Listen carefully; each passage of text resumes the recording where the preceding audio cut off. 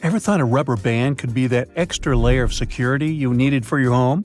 Might sound weird, but there's some use for the small elastic. Putting a rubber band around your home's doorknob could help keep it safe should there ever be a break-in. The rubber band makes it hard for someone to turn the knob and open the door. This cheap and easy trick can be extra helpful for people who live in places with a lot of trespassing, or for those who travel a lot and want to make sure their home is secure.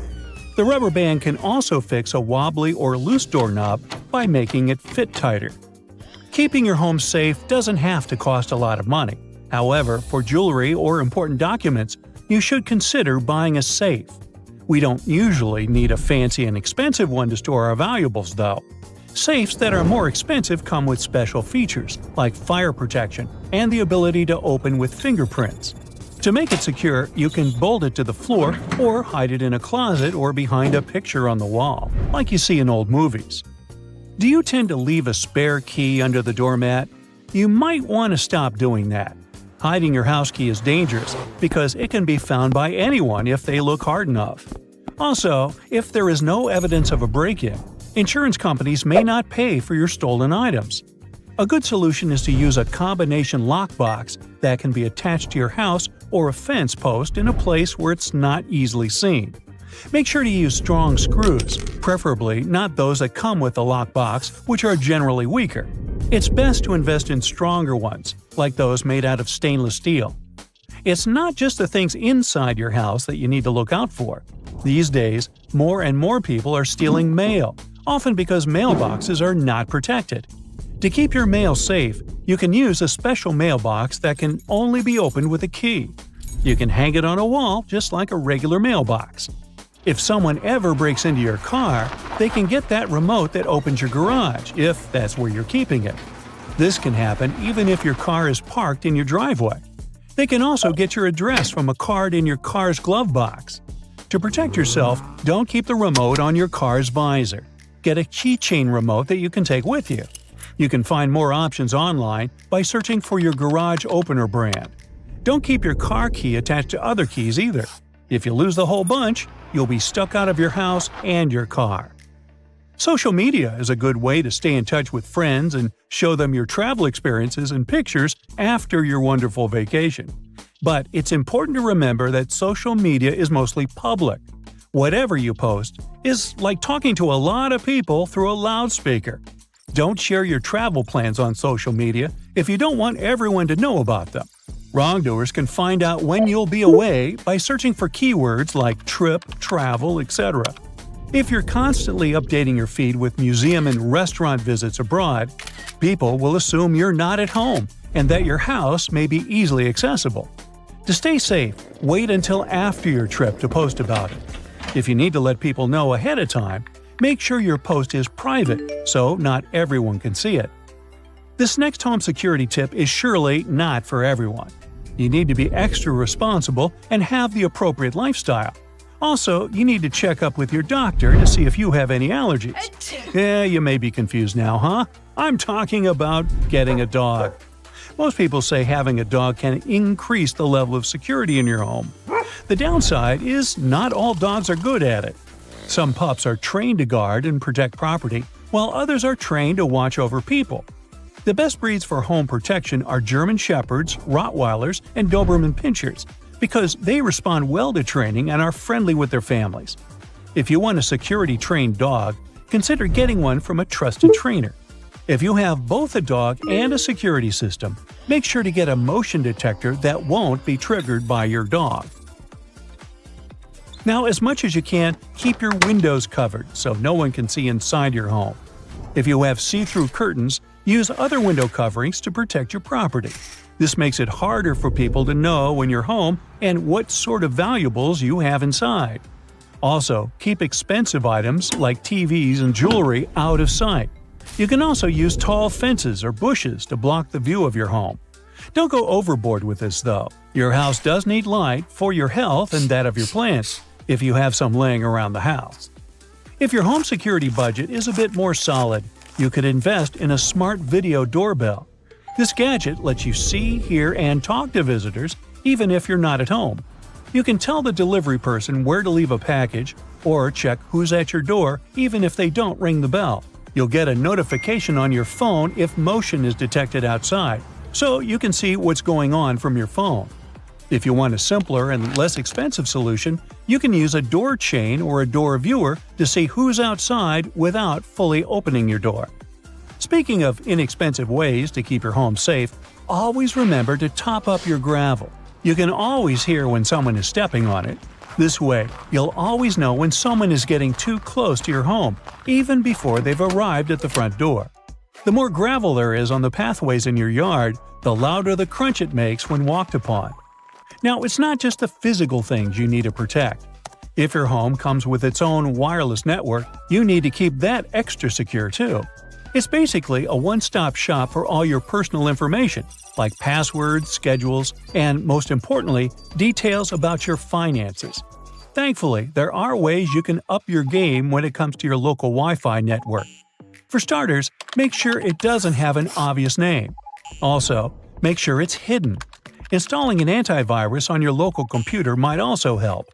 Lastly, make sure to use strong passwords for all the websites and tools you use. Remember to change your passwords every now and then too, and try not to use the same password everywhere you need to log in. It's also good to have a car visible in the driveway at all times. This is especially important if you're going to be gone for a long time. If you're leaving for vacation or a work trip, try to have someone visit your house regularly so that it looks like someone is still there. If it looks like there's some activity around a household, it's less likely it will be targeted by the wrong people. The same goes for your gardening. It's best if you trim things up before leaving the house unattended for a while. If your yard is messy, it shows that you have been gone for a while and your house might become a target for theft. To avoid this, always keep your plants neat. If you're going on a long trip, ask someone to take care of your yard by cutting the grass, watering plants, and doing other necessary landscaping tasks. Now, if you want to elevate your safety at home to a brand new level, try this fun trick. Hot glue a piece of chalk under the bottom of your door right before you shut it. Make sure it will touch the floor when the door is open. When you get back home, remove the chalk before going into your room. Look for any marks on the floor left by the chalk. If you see any, you'll know someone has been in your room. The latest must-have water bottle has become a popular trend on social media, with everyone rushing to get their hands on the Stanley Cup. However, there has been a warning from experts after a woman's car was vandalized in order to steal the viral cup. Although these oversized flasks have become a popular accessory, they have also turned into a target for thieves. Recently, a woman shared on social media that her car windows had been smashed and her Stanley Cup had been stolen. With the cups costing around $40, experts are warning car owners that they may be at risk of attracting criminals. The bottom line here, if you have some trendy possessions, do not show them off. There might be someone ready to steal them from you. When you get home, try not to switch on the lights right away, especially if you're in an apartment building. You never know whether someone has been following you and is now waiting to see which window will light up. It's always best to be cautious and come up with a quick solution. Leaving a light on in your apartment or on the porch can make a big difference. It's a small price to pay for your safety and peace of mind. Want to make sure your car keys are set up in the safest way possible? Check out this easy tip. When you're getting into your car, look for the option on your newer car key fob that lets you choose which doors to unlock when you press the button. Choosing to only unlock the driver's door is a smart move in case you ever need to make a quick escape. If all the doors unlock at the same time, it's easy for someone to hop in the back while you're getting in the front. Make sure you always have enough gas in your tank, especially at night. You never know what might happen. So picture this, you're driving home from your parents' place, and you see you've only got a quarter tank left. It's scary to think about running out of gas, right? And what if someone sketchy is following you, making it clear they're tracking your every move? Yow! So remember, always keep your gas tank filled up for those unexpected moments. It's a great idea to have a pair of men's work boots by the front door when you have maintenance workers or contractors coming to your home.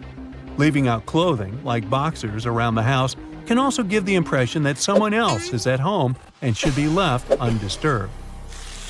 Avoid using highly personal bumper stickers on your car that could reveal information about your school, hobbies, or other identifying details. This could make it easier for others to track your movements and activities. When using valet services, make sure to remove your car key from the key ring holding other keys. It's important to be cautious and not overlook the possibility that someone could be lurking behind the venue with a key copier. They may gather your information and location, leading to potential robbery in the future. Stay vigilant and keep your car keys secure. Now, it's recommended that you should walk against traffic while on the street. This means facing the oncoming cars rather than having them approach you from behind. Walking against traffic is safer, as it reduces the risk of a car pulling up beside you or behind you and someone potentially snatching you. This is a common occurrence in movies. If you have your routine well scheduled, you may want to reconsider the timing from time to time. The thing is, by adhering to particular hours and places, you're making yourself vulnerable to being easily tracked and potentially targeted for criminal activities, such as theft or trafficking. It is advisable to consider alternatives and break out of this predictable pattern.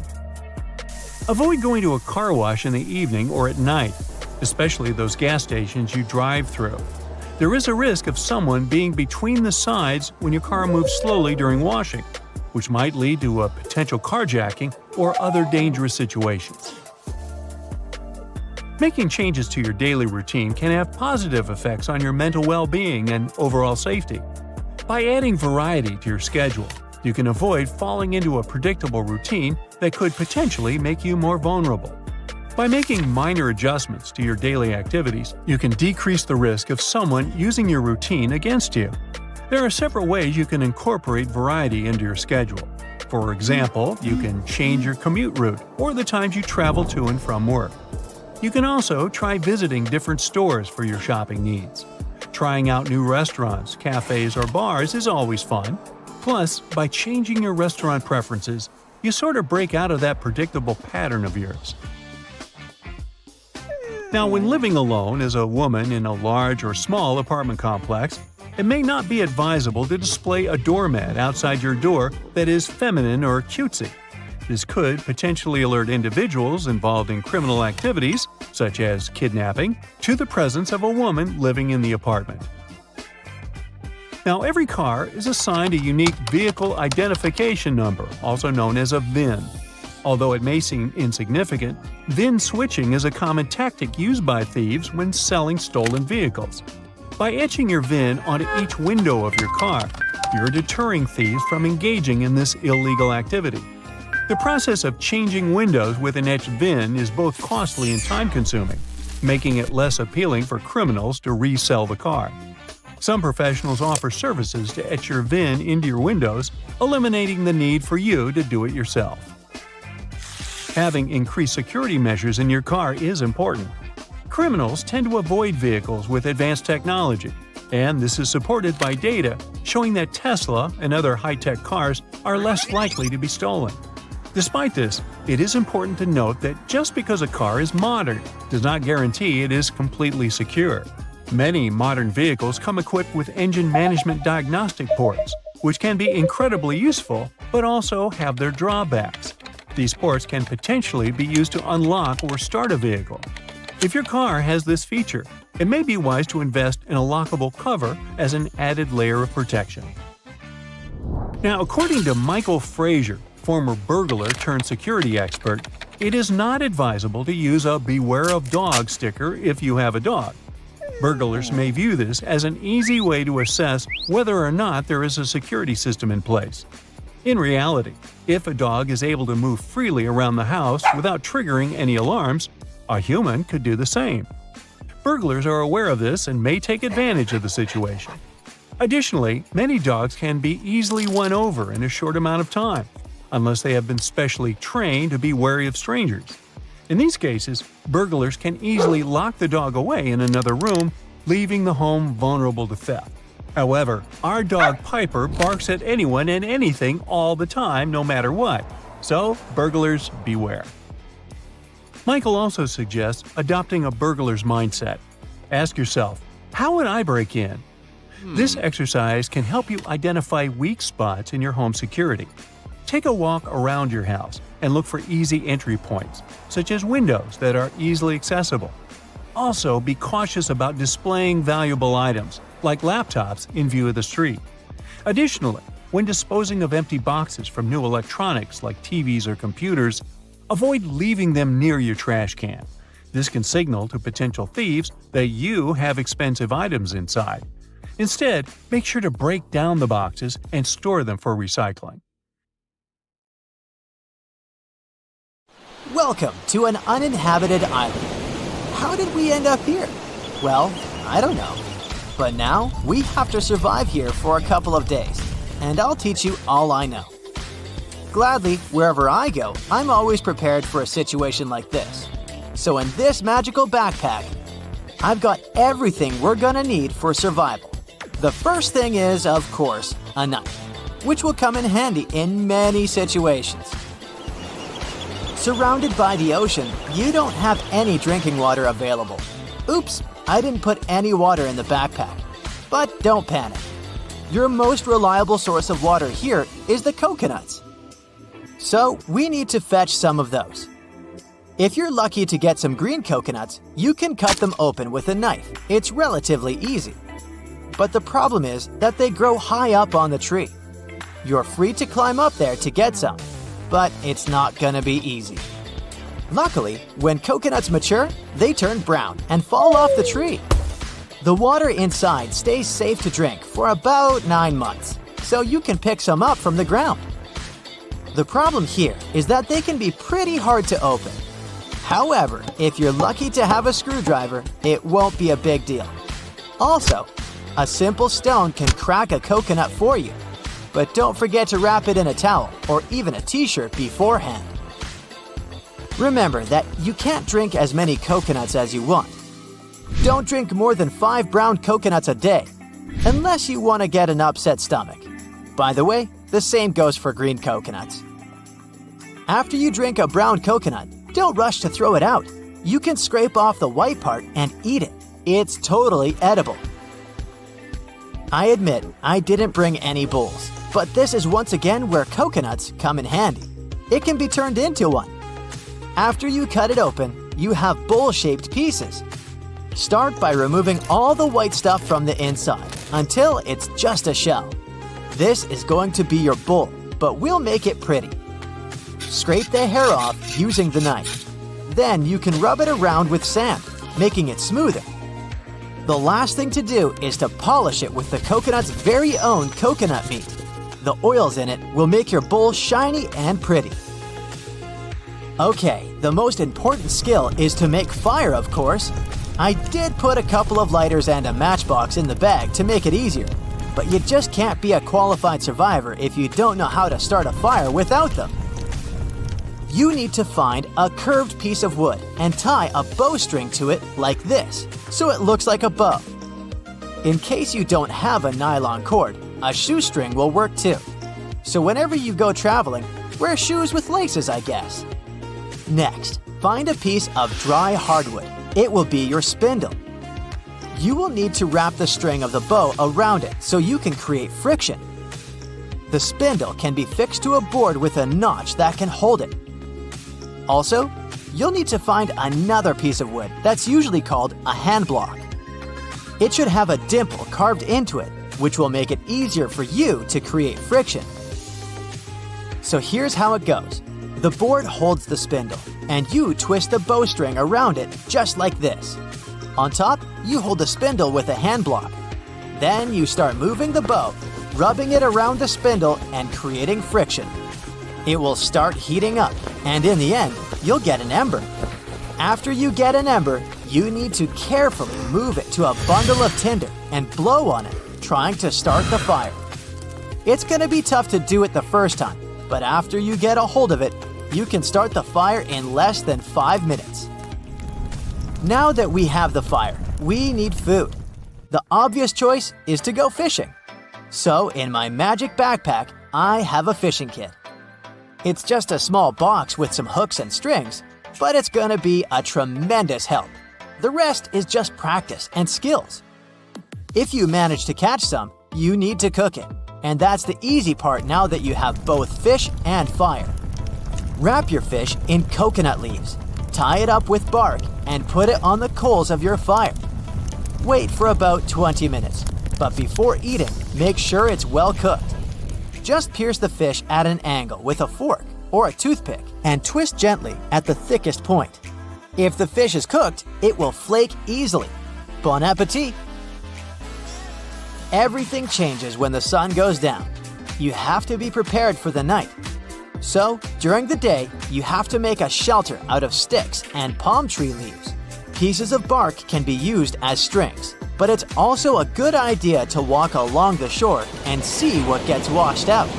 There can be a lot of trash there, and some of that can be useful. If you go to an island, you need to have devices that will help you not to get lost. I have something here. It's a multifunction water-resistant watch I got on Amazon. Apart from the time, there's also a compass, a thermometer, a scraper, a whistle, and even a fire starter. Yeah, you don't really need to spend 2 hours with the sticks, but I wanted to teach you. So take the watch with you as you go into the jungle. We need material for the shelter: sticks, bark, and palm tree leaves, which are actually harder to pull off the tree than you may imagine. So dry ones on the ground work too.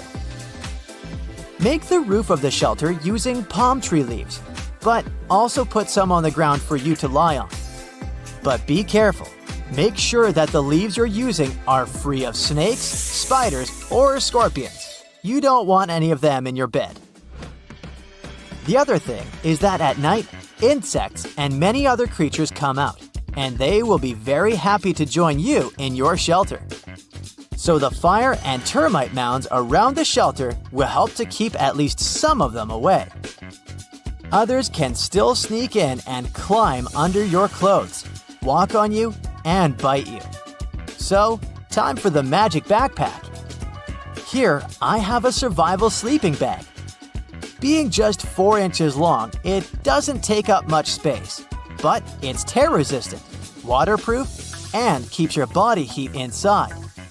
Plus, it has sealed seams, which will keep out water, wind, and any insects. You can find it on Amazon. Also, don't build the fire right in front of the entrance of the shelter. In this case, you might end up breathing smoke all night. And now you're all set. Just a couple of tips on how to survive. Your phone, which is probably the one thing you'll have with you, is pretty useless here. But not exactly. The screen of your no-signal cell can be used to reflect sun and moonlight to send SOS signals. Second, in conditions when you don't particularly have much water resources, try to keep your body cool. So just walk in the water once in a while so it doesn't get overheated and so that you don't get too dehydrated. And, of course, always have a first aid kit with you. It's the last survival thing I have in my backpack. Also from Amazon. It's a water-resistant bag with a pair of scissors, band-aids, tweezers, bandages, and so on. Pretty useful stuff in the wild. Happy survival, even though I hope you'll never have to do it unprepared. If you accidentally locked your car keys inside the car and can't get in, don't hurry to any rash decisions. Take a roll of broad duct tape, cut a length of it, and stick it vertically to a window glass.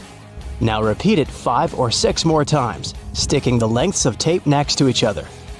When done, unstick the bottom parts of all the lengths on the window and ring them together in a single tail that you can hold and leave it to hang for the time being. Now, cut another 5 or 6 lengths and stick them across the ones you've already stuck so that they hold fast. Once everything's ready, hold the tail you made previously, and 3, 2, 1, pull down. With a bit of effort, the window will slide down a bit, and you'll be able to stick your hands between the glass and the frame to push it down further until you can get inside and fetch those keys. Not all of us are great parkers, let's face it. You might have scraped your car a little now and then when you weren't being too careful. Pick up a few of those awesome rubber chickens that squawk when you squeeze them.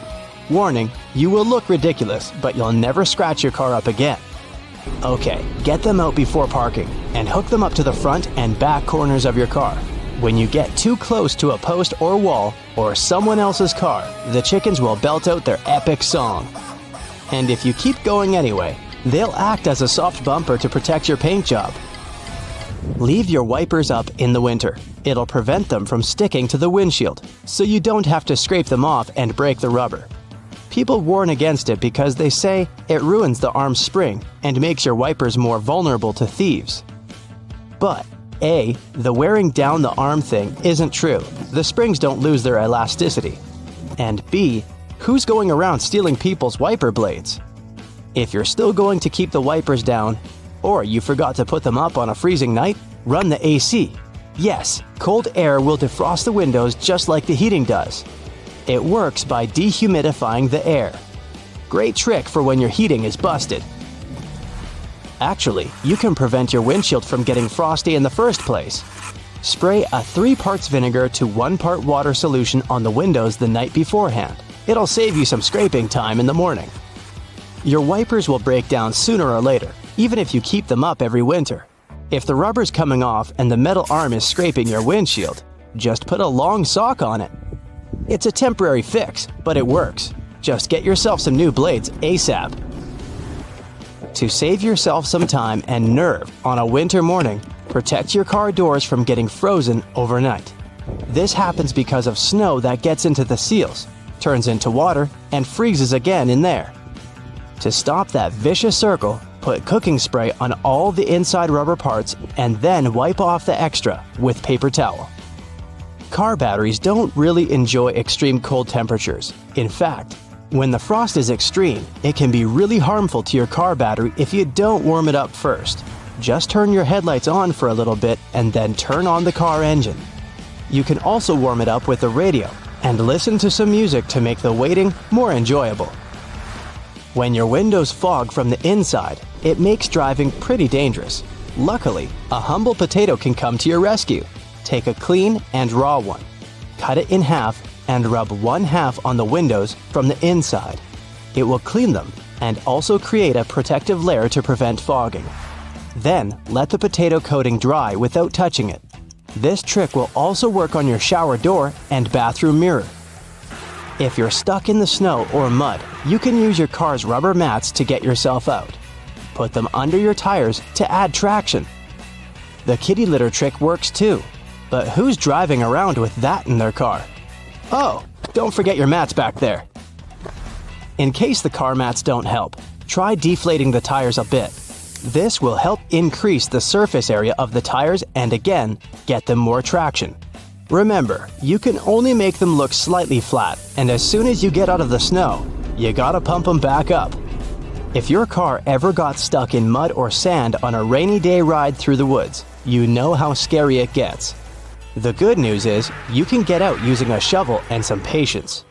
Try to clear as much mud and sand as you can from around the wheels using a shovel or even your own hands. If your car still won't move, try switching from reverse to drive to start gaining momentum and deflate your tires to increase their surface area.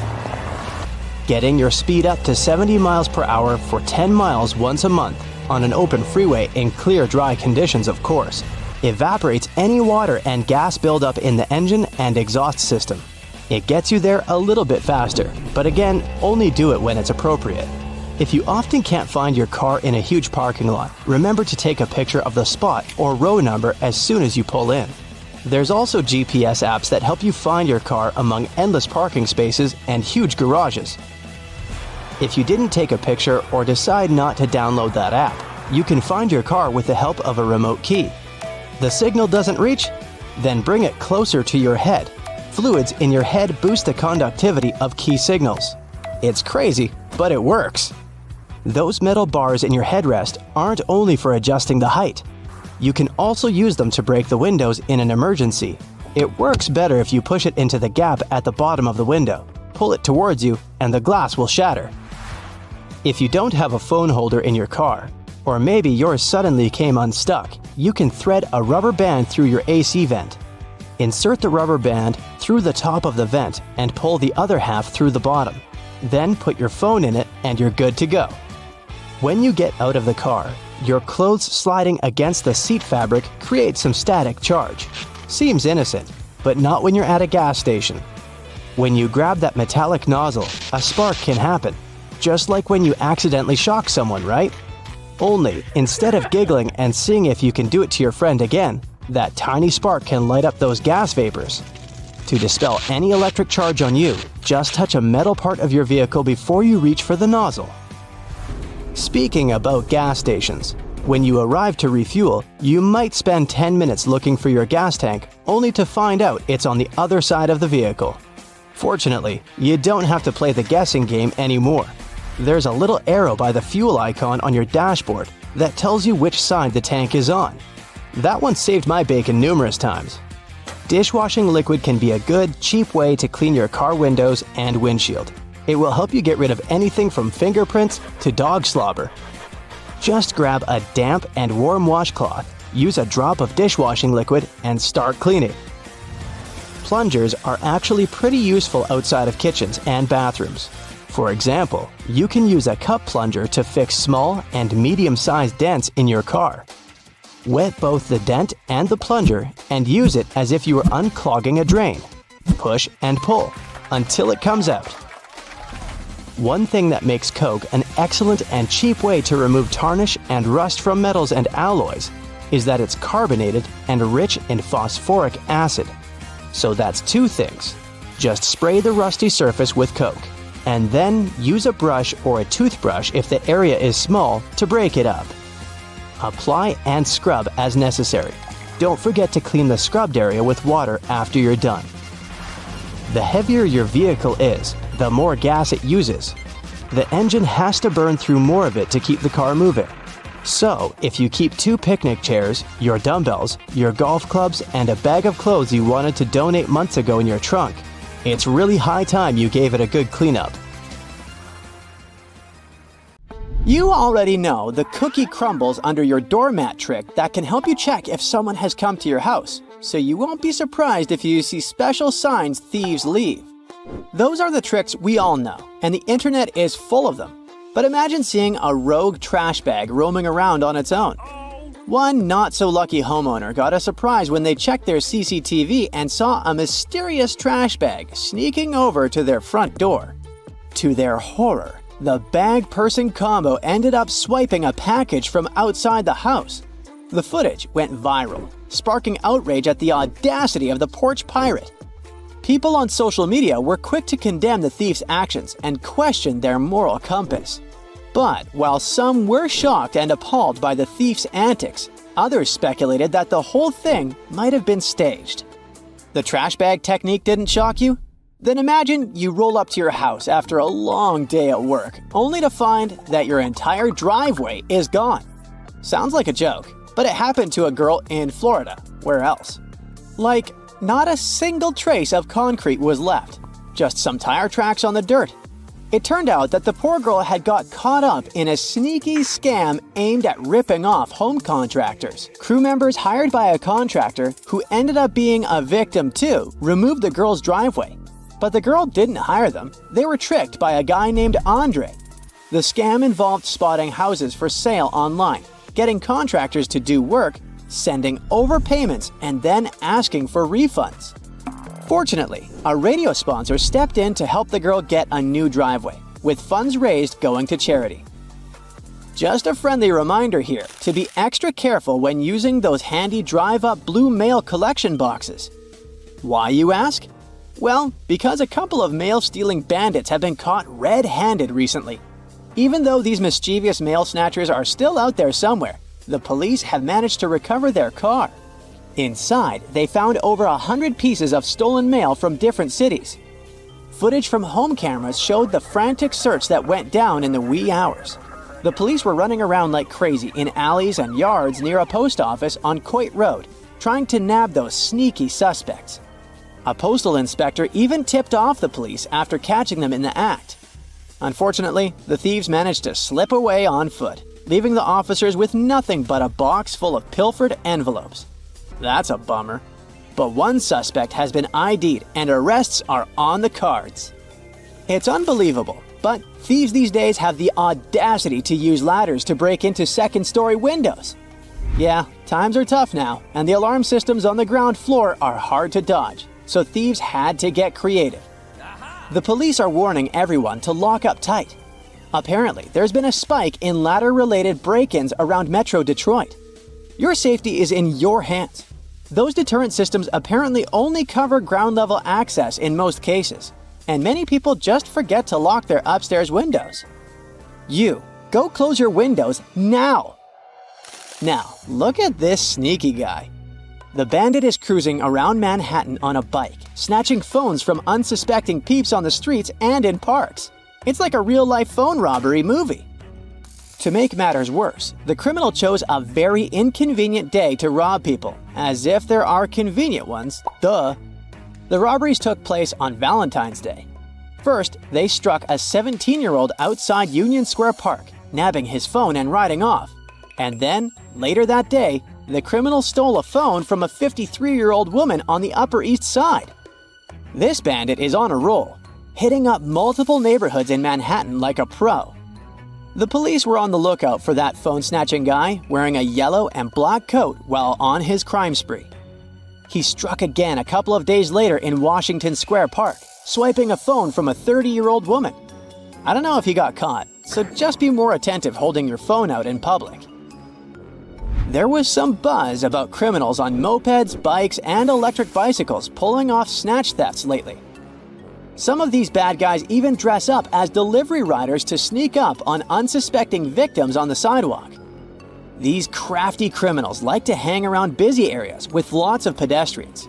Tourists, students, you name it, they're all potential targets. Here are some quick tips to keep your phone safe. First off, be aware of your surroundings and try not to use your phone in public. Stay vigilant and watch out for bikes and mopeds cruising on the sidewalk. Also, hold off on whipping out your phone right after leaving a train or underground station. Don't forget to keep your phone locked and register with Immobilize for extra protection. For some extra security, write down your phone's IMEI number. Trust me, it can help. The thing is, it's this number that can help you to prove that the phone is yours at the police station in case it's been stolen. Let's say it's like fingerprints we humans have. It's unique. So no other phone has the same IMEI number. And most importantly, don't try to chase the thief down yourself. Let the police do their thing. London is currently in the middle of a watch theft epidemic, with 1,700 watches valued at £16 million, which is way over $20 million, snatched in just 5 months. Prices for these watches are skyrocketing, with some selling for 3 to 5 times their original cost on the pre-owned market. Luxury brands have long waiting lists, leading to a spike in stolen watch sales. Recovery experts track these stolen timepieces using unique serial codes. But criminal gangs are getting crafty, selling watches in places like the Far East, Dubai, and many others. Despite the challenges, there are stories of people who are reunited with their stolen belongings. Like, there's a lady who got her snatched Rolex back after 25 years, thanks to the watch register, showing that there's hope in the fight against watch theft. It's more of an exception, though.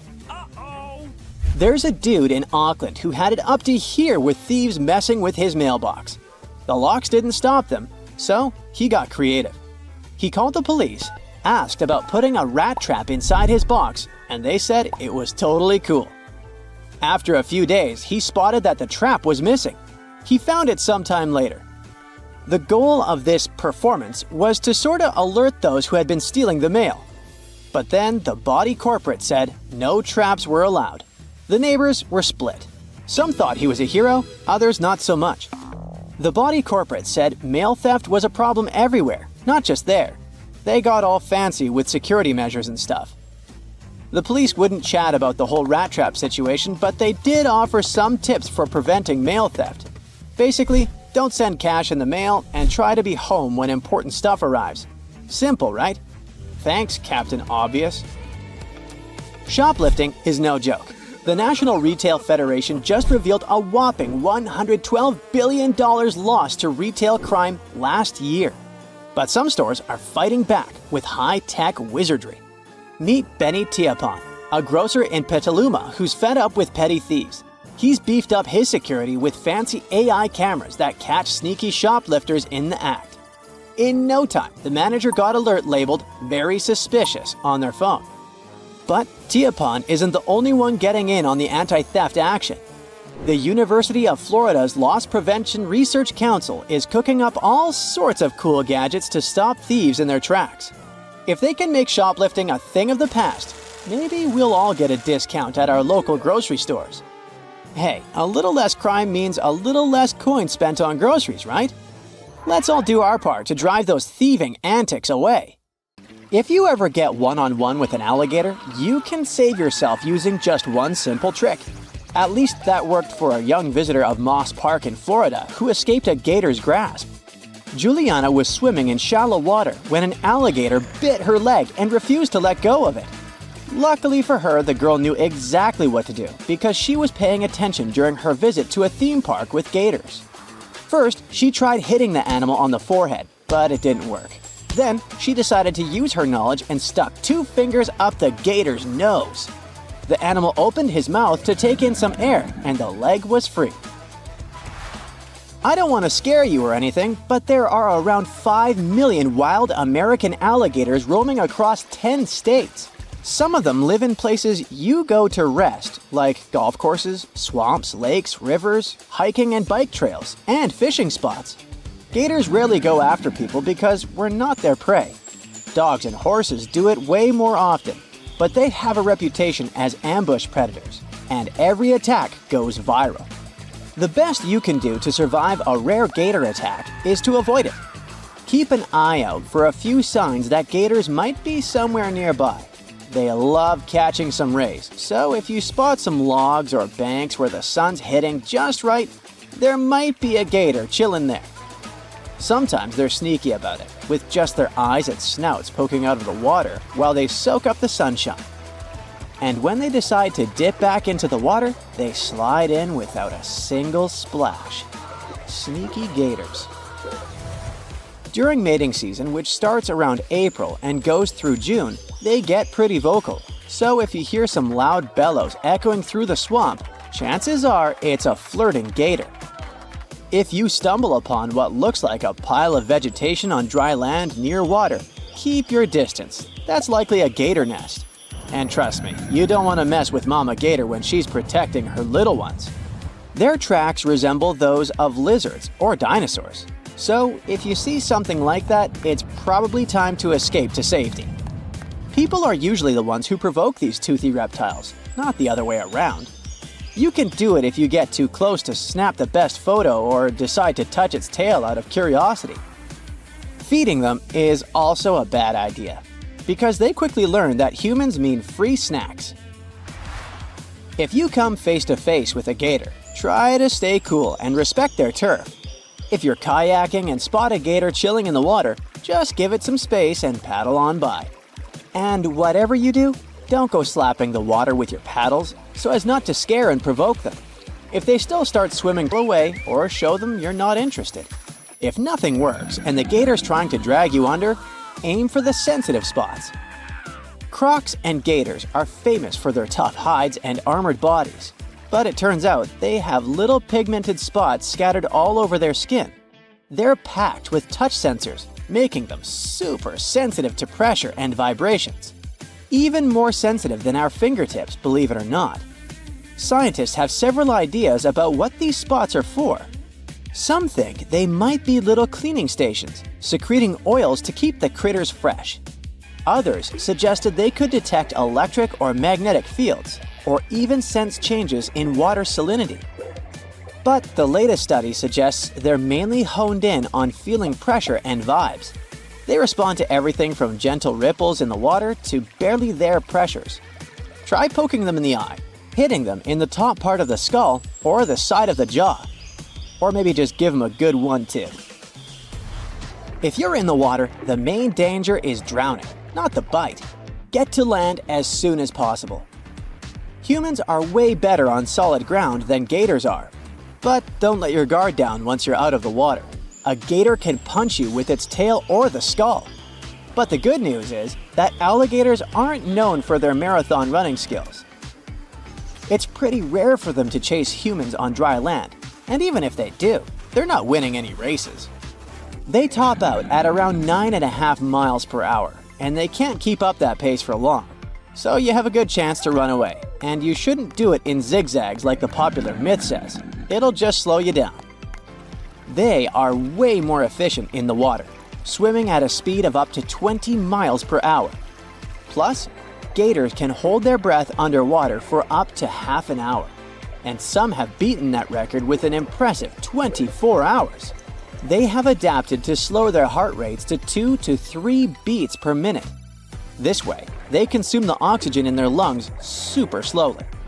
They have their eyes smartly placed on the tops of their heads so they can see what's up above the water while hiding in it, kinda like a periscope.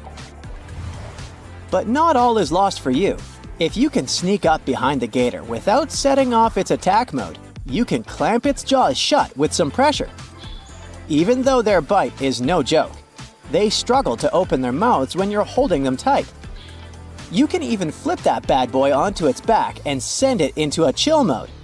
Try jamming something into the back of a gator's mouth. It should cause a gag reflex. If you can't pull any of these tricks, try making as much noise as you can. You might scare away the gator, and you'll let other people nearby know you are in trouble, so they can call 911 for help. If someone wants to save you, they have more chances of doing it on the ground, so they should never jump in the water to rescue you. All this works for alligators, but might not work for crocodiles. The first way to tell the difference between them is to check out their snouts. Gators have short, stubby ones with rounded ends, like a wide U shape. Crocs sport longer, skinnier snouts that taper into a point, more like a sharp V shape. Take a peek at their teeth. When gators close their mouth, you'll see their top teeth sticking out, mostly downward. Crocodile teeth are more evenly matched, with some pointing up and some down. Gators are freshwater fans, so they live in ponds, swamps, and lakes. Crocs live in freshwater, brackish water, and even salty coastal areas. Gators are usually more relaxed than crocs, but both can get wild, especially if they're feeling peckish. So if you spot either one in the wild, give them plenty of space and maybe a friendly wave from afar. Despite all the obvious risks, some people still think it's cool to have an alligator as a pet, although it's mostly illegal. The first problem is that you need a lot of space, because that tiny 7-inch gator you think is cute is gonna turn into a massive beast, especially if it's male. A gator has 80 teeth in its mouth and muscles that can crush bones with over 3,000 pounds of force. These guys are also really smart and can figure out how to escape their enclosure, anticipate your moves, and even use tools to get what they want. You might think you can train one, but it's not like teaching your pup to sit and roll over. It takes years of experience and a whole team behind you to change their wild instincts. Plus, they're bottomless pits when it comes to food. Finally, these guys stick around for a long, long time, over 50 years. So when you realize you can't handle it anymore or just don't want it, good luck finding someone to take it off your hands.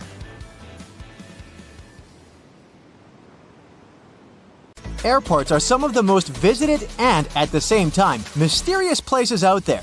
So, let's see what's going on behind the scenes and what secrets airports hide. At some airports, there are special people called profilers. Such people bring to life a special program called SPOT, Screening Passengers by Observation Technique. They analyze your mimics, gestures, and behavior in order to detect suspicious people. Their job is to notice nonverbal signs of anxiety, people licking their lips, itching, or looking around a lot. If a profiler notices a person acting in an unusual way, they can invite them for an inspection.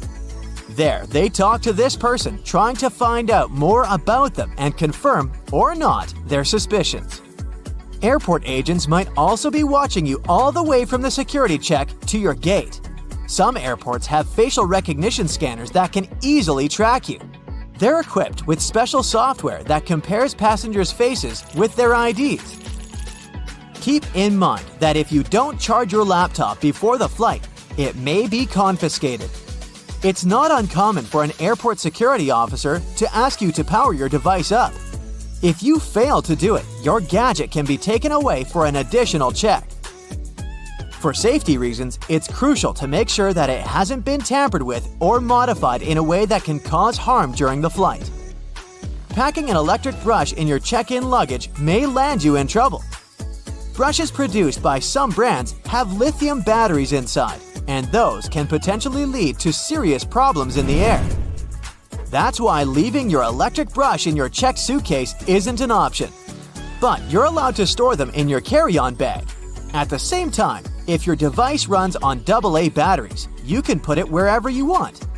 Anyone who's ever traveled by plane knows about the no liquids rule, but not everybody knows that this rule also applies to peanut butter, toothpaste, creams, lotions, liquid makeup, lava lamps, snow globes, some kinds of medications, deodorant, and even gel shoe inserts. Now, let's go outside for a while and look at those landing spots. Airports charge airline companies huge fees for landing on their runways on certain days and at particular times. But the most interesting thing is that the landing spots can be bought and sold. For example, in 2016, Oman Air paid Air France around $75 million for one early morning arrival slot at London Heathrow Airport. You must have noticed that airfare has increased over the past decade. That's because of the extremely high prices of landing slots. Dispatchers don't only control the planes in the sky, as you can often see in the movies, but they also look after their movements on the ground. They also control the lighting on the runways. There's 3 types of air traffic controllers: en route, terminal, and tower. Each of these dispatchers has their own area of responsibility. One dispatcher has about 5 monitors, and the information on them is constantly changing since the monitors show weather conditions and information about other planes. You know how it sometimes goes. You come to a security checkpoint, and all of a sudden, it turns out you have something prohibited in your carry-on. But worry not, you still have a chance to save your favorite penknife. At some airports, there are on-site postal services, and you might have an opportunity to mail your belongings to any address you provide.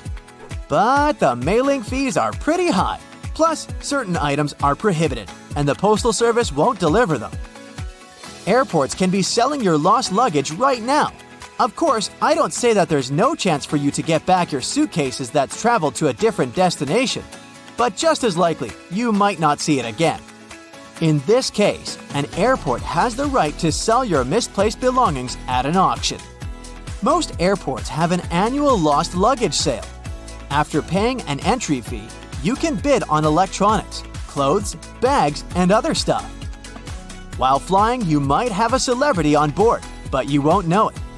Large airports have separate check-in and security procedures for celebrities. They often board the plane directly through a hidden door located beside the jet bridge.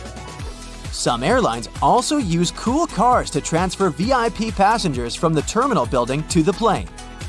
At the same time, most people come to the airport well ahead of time. And the most popular activity while waiting for a flight is wandering through the duty-free zone. And even though people rarely plan to buy anything there, different products end up in their shopping baskets. That's because lots of airports are designed in a special way that makes people feel relaxed and at ease. I'm talking about all those huge windows, a lot of light, massage chairs, and comfortable seating areas. And statistically, calm passengers are 10% more likely to spend money on retail, duty-free, and food.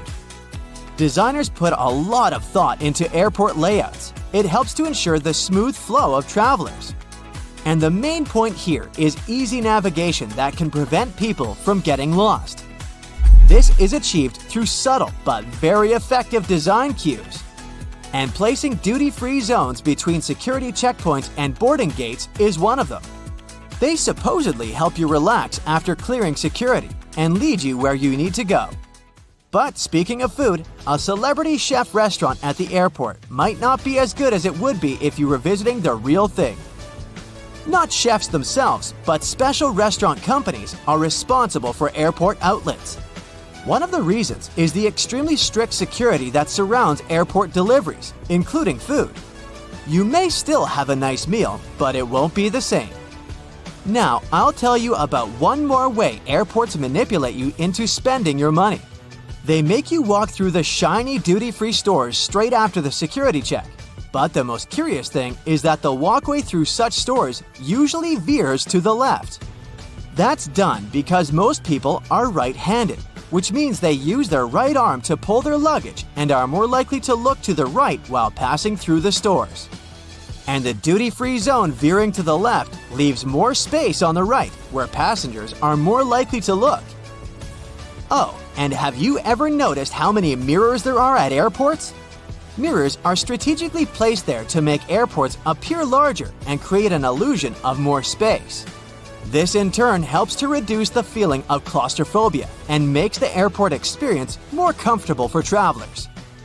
If you have an opportunity, don't exchange cash at the airport. You'll never get a good rate there.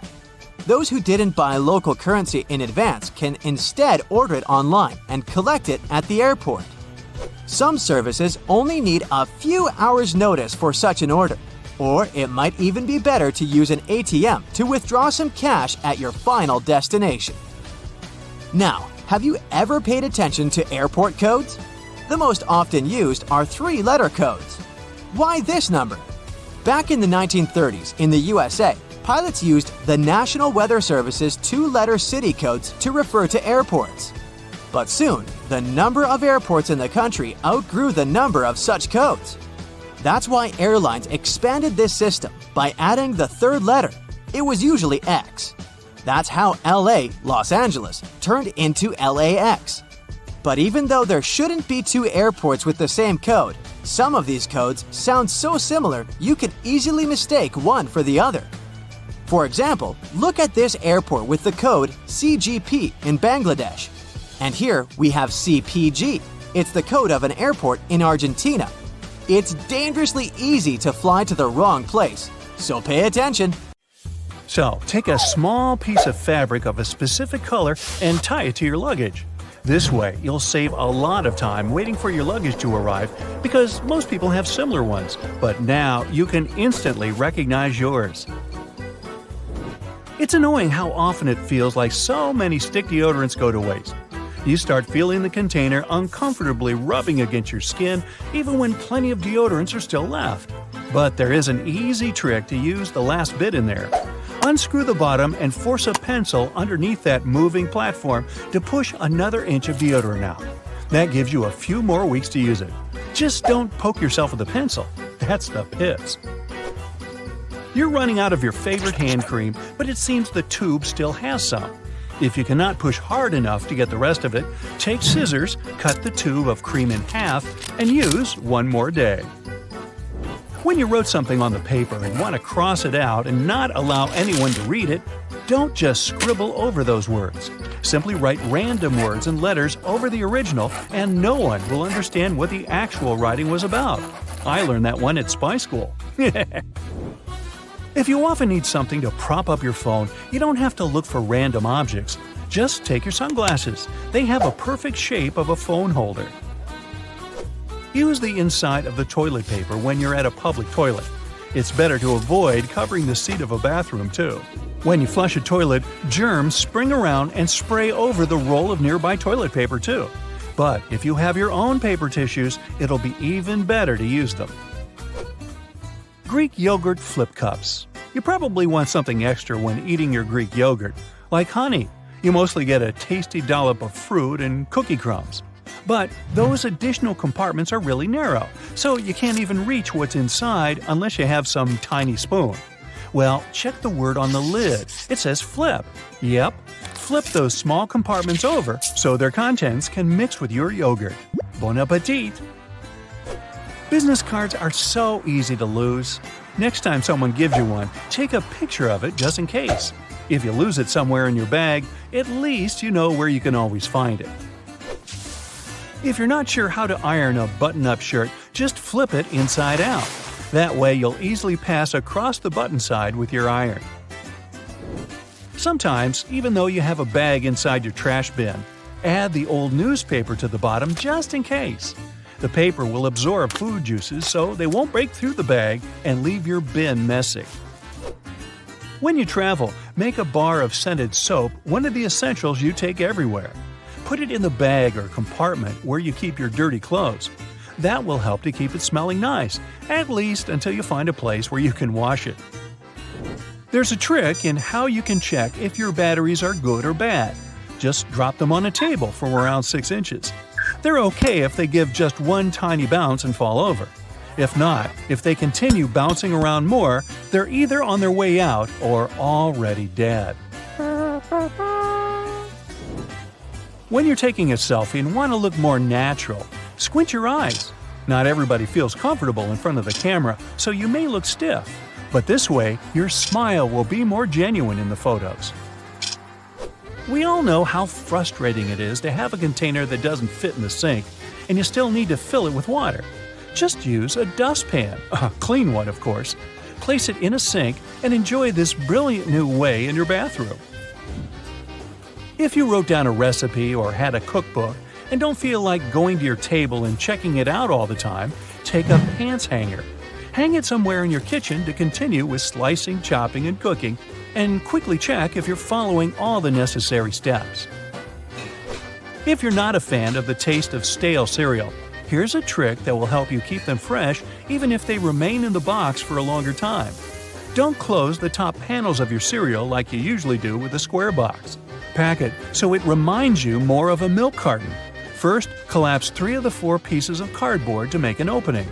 Out of 2 long strips, leave 1 turned up. Now tuck the 2 side panels inward into a V shape. To hold it like this, pinch the unfolded flap of your cardboard into the opposite flap. Now crimp the opening to keep it in place. With a tighter seal, your cereal will remain fresh for a longer time. Place a wooden spoon across a boiling pot of liquid. That way you'll prevent it from boiling over. We all sometimes lend our stuff to friends and forget who took what. Take a picture of them holding the item so you remember where your things are. Chargers can sometimes bend if you carry them around in a bag. Take a spring from one of your old pens and wrap it around the critical part of the cable. It will prevent the cable from breaking. Now, we all love pancakes, sure, but preparing them can be really frustrating because it's almost impossible not to make a mess. Almost. If you use an old ketchup bottle and fill it with pancake mix, you'll certainly avoid most of the cleaning after it, and have a nice treat too. If you like going to the beach but are often afraid someone might take your stuff, try this trick. Take an old bottle of sun lotion and clean it out. Place your phone, keys, and money inside and close it. Looks casual enough for people around to think you don't have any valuables within your stuff. If you're having a barbecue gathering with your friends and looking for a practical way to serve condiments, here's a simple solution: a muffin tin. Less mess because you'll cut down on dishwashing, plus you save space at the table and keep things more organized. How to finally be able to differentiate your keys that all look so similar. Take different nail polishes. Now, you'll only need to remember which color is for which door. We all sometimes forget to put deodorant on before leaving the house. No worries, just pat your armpits dry and go with hand sanitizer. It's an excellent way to deal with bacteria that are actually a true reason for that unpleasant smell when sweating. Now, if you're keeping count, that's the second tip today about your armpits. Just saying. When you want to amplify the sound and don't own speakers or any other equipment that would help you, just place your phone in a glass jug. Woohoo! Party! Save a couple of toilet paper rolls and use them as cups, so your wrapping paper doesn't unroll and make a mess. Any fans of iced cappuccinos or iced coffee here? Prepare some coffee and make frozen coffee cubes. That way, your beverage won't get watered down when you want to make it colder. When mobile phones just turned up, it looked like designers wanted to make them as small as possible. But over time, phones got so many other options besides just texting and calling. So many new models, for example, the latest iPhones, have a bigger screen now. It seems like now you need to use both hands for typing once again. Unless you change the keyboard setting, open the keyboard, any app is good, and look for the global icon or the emoji icon. Press it and hold it down until you see the keyboard menu pop up. Do you see those 3 keyboard icons at the bottom? Pick the left one if you're right-handed, so the keyboard on your phone will compress itself to the left side. The keyboard will move toward the right side if you take the right side. Or go to Settings, then General, choose Keyboard, and then One-handed Keyboard. You get the same result. Store your cotton buds in a toothpick bottle. This type of packaging usually has a dispenser in the lid. It will allow you to pull out one cotton bud at a time, and you can be sure the remaining supply of your hygiene items is protected from dirt and water. Pretty handy, especially on the road. A toothpick container is also a great storage solution for glitter. Let's say you're going to a music festival. Put your glitter in the bottle and pour the needed amount through the small holes in the lid when you need it, and the rest of the time, the lid will protect your bag from spills. If you don't trust the design of your toothpick container, use some tape to secure the lid to the bottom part before you go. The ring holder on your phone case makes it easy to use your device with one hand. You can send texts, take selfies, and watch videos while lying on your sofa. But it turns out that ring holders can also help with cooking. Remove the ring and attach it to a standard metal jar lid. Place the lid vertically on the food you're currently slicing and hold it this way. Your fingers will be protected from accidents, and the slices will be evenly sized. Tea candles usually come in small aluminum cups. When the wax burns out, you can take 2 cups and make a tiny box for storing small items, such as pushpins, jewelry, paper clips, and so on. First, remove the remaining wax. Clean the cups and make 2 small triangle folds opposite each other. This will make the diameter of the bottom cup slightly smaller than that of the top one. This top cup will serve as a lid. You can also use a small piece of tape to secure it to the bottom part. When you're going on vacation, you can store mini soap, picnic spices, vitamin pills, and earplugs in such boxes. Don't forget to mark them with a permanent marker or stickers to avoid confusion on the way. A plastic toothbrush container makes a great travel box for small jewelry or memory cards. No need to spend tons of money on a fancy phone holder. Fold the temples of your sunglasses this way and put them on a flat horizontal surface. Now you can put your phone inside the emergency holder and shoot your TikToks right away. If you have an empty Tic Tac container at hand, this phone holder idea is for you. Cut the box into equal vertical parts, like this. Prepare a piece of cardboard slightly larger than your phone. Glue the Tic Tac halves to the cardboard so that your phone fits perfectly in the middle of this construction. Voila! Also, feel free to make the same holder for your tablet. But make sure that your gadget isn't too heavy for this construction. Here's another budget idea. Don't rush to throw away an empty tape roll. Use a ruler to mark 2 points on the opposite sides of the roll. Then, cut out 2 small inches that will hold your phone. Perfect balance and almost zero waste. Cut used plastic straws into small rings. Put 2 to 3 tablespoons of this stuff on a clean sheet of paper. Then place a sheet of paper on top of it and iron the whole thing. The rings will stick together into a single piece of plastic. Cut out an even circle and you can use it as a coaster for glasses and mugs. Use a meat beater to decorate your cookies. Place equal balls of dough on a baking tray. Now press them down with your favorite side of the beater. You can dip the beater in cinnamon before doing this to add flavor to your cookies. After baking, you'll get a pattern that can be covered with cream or honey.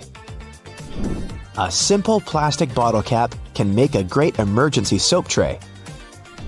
Butter from the fridge is usually too hard and cold to use right away. There's a way to speed up the process. Fill a large mug with hot water and wait until the material it's made of heats up. Then pour the water out and cover the butter with the mug. The surface of the butter will melt, and you'll be able to spread it on your toast with no problem. And if you need to soften the entire piece for baking, cut the butter into small pieces and hold them under the hot mug for a bit longer. You can reuse a plastic lid of wet wipes.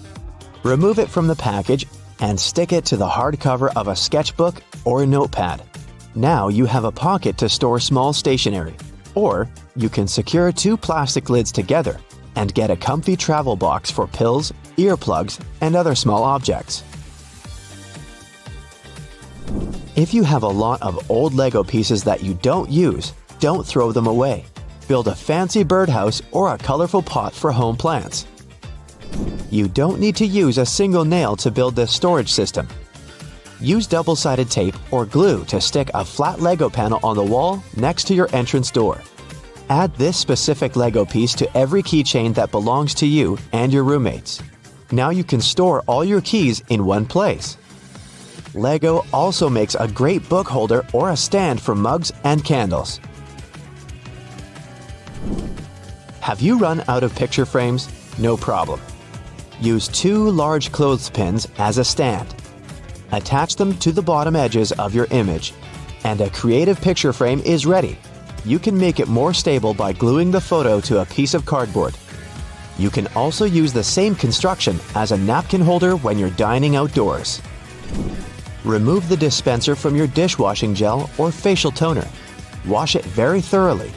Now you can use it in the kitchen to squeeze ketchup and other sauces from the bottom of a bottle. Also, this device is handy when you decorate pastries with cream patterns. If you need an emergency dog bed, take a clean tire and put it in a large pillowcase. Add some toys and pillows. There you are. If you don't have any tires, a life buoy will also work. Here's an easy way to stay warm and cozy on a frosty night. Fill several plastic bottles with hot water. You don't need to boil it. Hot tap water is fine. Make sure the bottles are closed properly and put them on your bed under the blanket. They'll heat up the mattress very soon. You can put socks on the bottles to not burn your skin. And if it's extremely cold, fill a large canister with hot water, wrap it in a wool sweater, and hug it. Sweet dreams! Want to know the best way to peel garlic? Put separated garlic heads in a saucepan and cover it with another saucepan. Now shake the entire construction vigorously, and the peel will fly off by itself. Don't rush to spoil your delicate cheesecake with an ordinary knife. Take a piece of dental floss, wrap its ends around your fingers, and cut your precious dessert without ruining its structure. This trick is also good for cutting Jell-O, tiramisu, and soft cheese. And here's a brand new butter cutting technique we should all adopt. Use a large knife to make such stars on the surface of your butter. This will make it way easier to cut the product into smaller pieces because this way, the butter will melt faster. And these triangular-shaped pieces of butter will be perfect for your toast. Here's another recipe for space lovers. To liven your breakfast up, arrange 2½ sausages into a star and use toothpicks to help them keep the needed shape. Break a few eggs into the middle of the star and fry this with the lid on until it's ready. Bon appetit! Use a potato or vegetable peeler to cut hard cheese. It seems that they're meant to be together. Hey, if you're using your phone to watch something and are tired of propping it up and having it fall back down, try using your sunglasses. Simply place them upside down and use the parts that go around your ears to hold the phone in place. You can put old newspaper at the bottom of your trash bags to absorb food juices.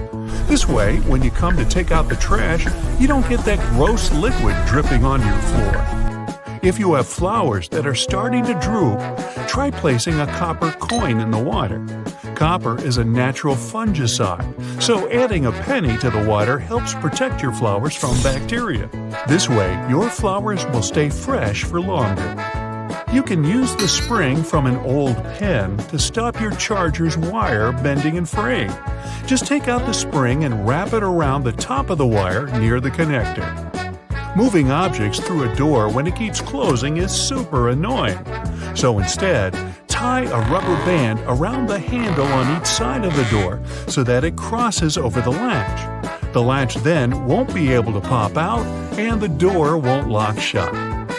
You can use a paper clip to find the end of your tape. Simply place the clip under the end of the tape and you'll never have to hunt again. To check whether your bed sheets are fully dried, take a mirror and place it underneath. Leave it there for around 5 minutes, and if it steams up, it means the sheets are still damp. A damp bed can be a breeding ground for mold and other nasty fungi. Running a Post-it note over your laptop keyboard will help get rid of the built-up grime and any pesky bits of food. Now wait, you don't actually eat at the computer, do you? Instead of filling your purse or wallet with store loyalty cards, you can take a photo of them. Just take one snap of the barcode as well as a picture of the front so you know which card it is. Then, when you visit the store, just scan the barcode on your phone to collect your points. Forgot to put your drink in the fridge? Wrap a wet paper towel around it and put it in the freezer. In just 15 minutes, your drink will be ice cold.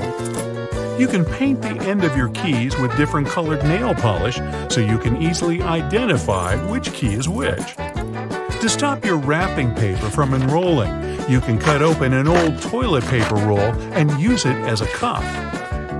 In order to pour the perfect amount of oil or salad dressing, poke holes in the foil seal rather than removing it completely.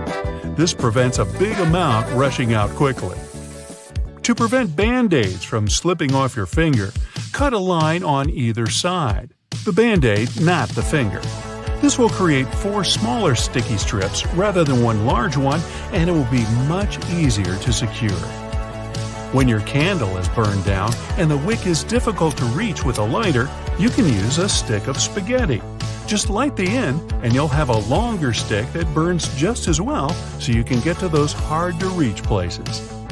Secure a rubber band over the top of your paint can so that you can wipe excess paint onto it. This stops paint running down the sides of your can and keeps things neat and tidy.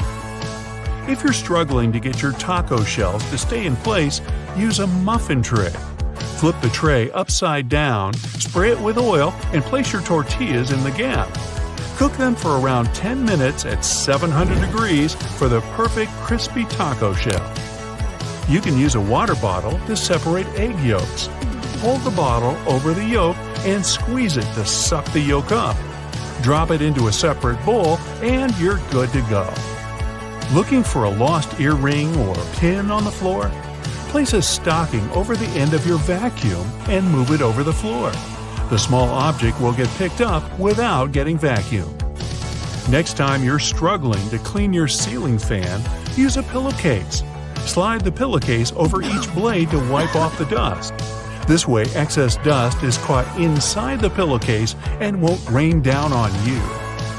Poke a straw through your cherries to remove the stems. It's much quicker, and this way you don't waste as much fruit. If you're struggling to put a bracelet on your own hand, try using a paper clip. Open up the paper clip and slip it through the loops on the end of your bracelet. Hold the clip in the middle of your hand with your fingers, then flip the bracelet around your wrist. You should then be able to easily clasp it shut. To properly clean your blender, fill it with soap and hot water. Switch it on for around 10 seconds and let the swirling water do the hard work. Then just rinse it off and it's clean. Put down a strip of masking tape before nailing into plaster walls. The tape should stop the plaster from flaking or spreading dust all over the floor. When you're heating up leftovers, make a space in the middle with a spoon. The food will heat up much more evenly. Avoid the mess and frustration of peeling an orange by slicing off one end of the fruit. Then cut 4 to 6 slices and you'll find the peel will come off much easier. If you're struggling to use your butter because it's too cold, try using a cheese grater. Just grate the butter to make your life much easier. You can make a DIY garden sprinkler using an old plastic bottle. Punch some holes all over the bottle and then tape it to the end of your hose pipe. If your shoes smell bad, put a few dry tea bags into the shoe. The tea bags will absorb the smell. Potato chips are a perfect fire starter. The fat, oil, and chemicals inside make them super easy to burn. And yet, we still eat them. Can you see the irony? Try using toothpaste to remove small scratches on furniture. Rub a pea-size amount on the scratch in a circular motion until the scratch buffs out. Then wipe it with a damp cloth and voila! Candle wax that's been spilled on furniture can be removed with ice cubes. Rather than ruining the finish by trying to scrape it off, fill a plastic bag with ice and let it sit on the wax for a few minutes. The wax will then cool and harden, making it much easier to pick off. Drill a couple of small holes in the bottom of your trash can to stop the bag getting stuck when you pull it down. The holes stop the vacuum-like effect that keeps the bag pinned down. Crayon marks on the wall are a parent's nightmare, but you can use a hairdryer to get them off. Heat the marks for a few seconds to soften the wax, and then you should be able to just wipe it away. If you don't have the correct size coin to put in your shopping cart next time you go to the supermarket, you can use your key instead. If you have a key with a rounded end, you can insert that where the coin would go and the cart should unlock. You can easily remove the sticky residue from jars using cooking oil. Soak a cotton pad in some oil, then rub it on the sticky area. Allow it to sit for a few minutes, then it should wipe away easily. Attach a clothespin just under the head of your toothbrush to stop it from falling onto the dirty countertop. Maybe you should also clean your dirty countertop. To stop heavy flower pots from damaging your surfaces, stick furniture sliders to the bottom of the pot. You can use hair conditioner to make that new wool sweater less itchy. Just soak it in lukewarm water with a couple of tablespoons of conditioner and leave it for 15 minutes. Then just dry it and your sweater will be much softer. You can even wear it while you clean your dirty countertop. Ah, you're out in the woods. It's quiet. Too quiet. Then, heavy steps right outside your tent. You unzip it just a little, and there it is. A black bear is coming straight toward you. Heart racing, you grab the only thing within reach, a bottle of vinegar. So you pour some on a shirt, wrap it around a stick, and point it right at the bear's face. Oh no, stop. That's not safe. Your best move is to stand still and make some noise. Clap, yell, use a whistle. Most of the time, that's enough to scare a black bear away. Now, here's another life-saving trick. Set up your camping bag so your emergency kit is always easy to grab. Pick one pocket you can reach fast and put the kit there. Then swap out the zipper tab for a red reflective one. That way, when panic kicks in, you won't waste precious time desperately searching through every pocket. If you need to cool down, but the river is way below your campsite, don't worry, you can still get water from it. Grab a plastic bottle and flip it upside down. Make a small hole at the bottom and run a cord through. Then poke a hole in the cap and feed the cord out the other side. Attach a rock at the end of it, and that's it. Lower the bottle into the river, wait, and then pull it back up. Voila! Fresh water. But hold on, it's not safe to drink just yet. Even if the water looks crystal clear, it could still be full of nasty bacteria. And trust me, you don't want to get sick in the middle of the woods. If you absolutely have to drink it, boil it first. Let the water boil for at least 1 minute. If you're camping at an altitude above 5,000 feet, make it 3 minutes. Then let it cool naturally before drinking. And if it's a desperate survival situation, you can also get water from safe, non-poisonous plants. All you need are some plastic bags. Slip them over low tree branches with plenty of leaves that get good sunlight. Then tie the bag tightly, making sure one corner is pointing down. That's where the water will collect. The plastic traps the vapor, and as it condenses, you'll get a bit of water. It'll take several hours and it won't be much, but hey, it's better than nothing, right? Now, it's getting dark fast. You reach into your bag for your headlamp, but oh no! It must have switched on by accident. You put it on, and after just a few minutes, total darkness. The battery is out. To make sure that never happens again, here's what to do. Whether you use rechargeables or regular AAAs, change the direction of the middle battery around before you pack it. That way, there's no chance it can turn on by accident. And when you're ready to use it, just easily switch the battery back the right way, and it's all set. Now, being in total darkness is no joke, but you can make a lantern straight from nature. So, break off the lower branches of pine trees and check the wood inside. Some pieces have a golden amber color. That's fat wood, hardened sap that burns like crazy. Shave it down, light it up, and there you go, a natural camp candle. And it lasts for a very long time. Just be careful where you light it. Keep flames away from dry grass, tents, or anything that can catch fire. If you need more light, hey, no problem. Grab a bunch of pieces, tie them together, and now you've got a real torch. Swing it around all you want, and you'll see that the fire won't go out. Now, speaking of fire, here's a great tip. Survival experts normally suggest wrapping some duct tape around your lighter.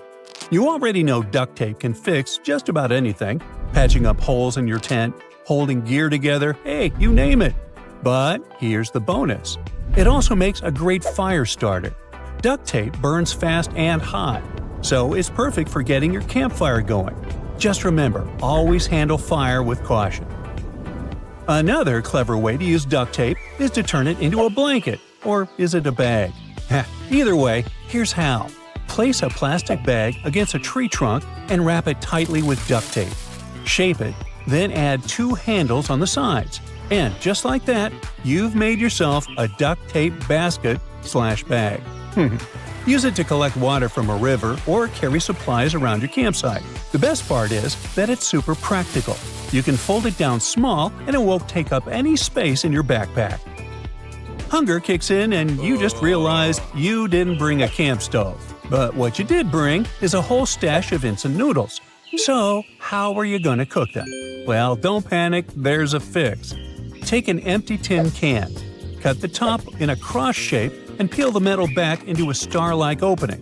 Careful, the edges are sharp. Now, on the side near the bottom, cut out a wide square and bend the metal out. Place the can on a safe surface, drop in some dry wooden sticks, and light it from the opening below. Just like that, you've got yourself a mini camp stove.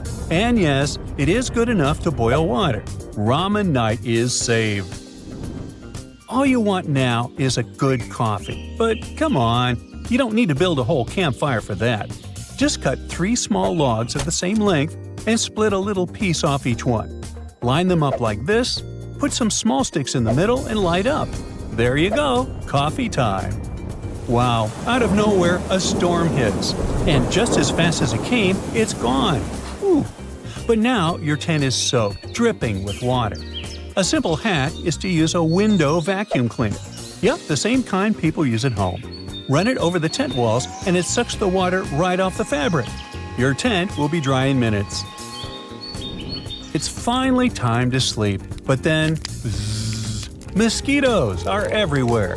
1 bite, 2 bites, now you're scratching all over. Nope, not tonight. Grab a soda can and punch a few small holes in it. Next step, check the trees around you and look for chaga mushrooms. The dried brown inside works like fire starter gold. Cut it up, drop the pieces in a can, and light it. Now, hook your shoelace through the pull tab and spin the can. As soon as smoke starts coming out, those mosquitoes will finally leave you alone. One quick note though, don't breathe in the smoke directly, and be careful when spinning a hot can, as little sparks might fly out. And here's another clever fire starter, reusing stuff from home. Grab some empty toilet paper or paper towel rolls, stuff them with lint. Light it up, toss it in, and your campfire is ready.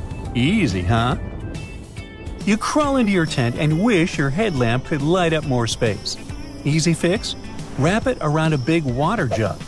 The light shines through the water, and boom, you've got yourself a giant lantern to brighten the whole tent. And bring glow sticks with you. You know, the thin ones people wear as bracelets at parties.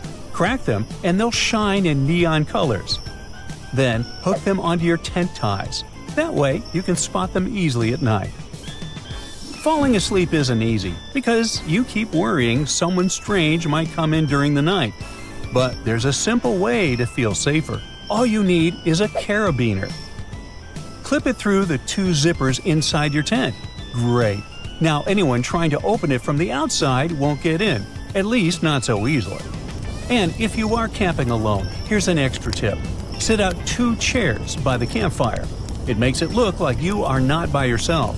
Combine that with the zipper trick, and you can finally relax at night.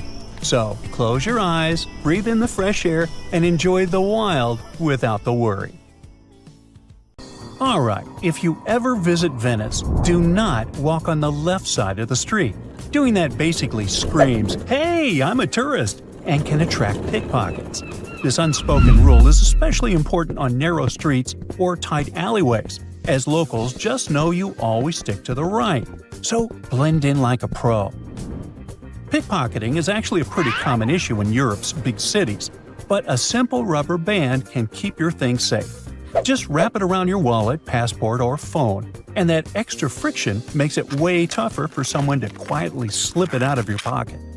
And ladies, you can grab a hair claw and hook it over your bag's zipper to keep it shut, just like this. That way, nobody can unzip your purse without you noticing. Another good idea is to use a phone lanyard. It makes it harder for someone to grab your phone as they walk by. You can usually get one online for really cheap, and it's way better to spend less than $20 on this than to end up buying a new phone.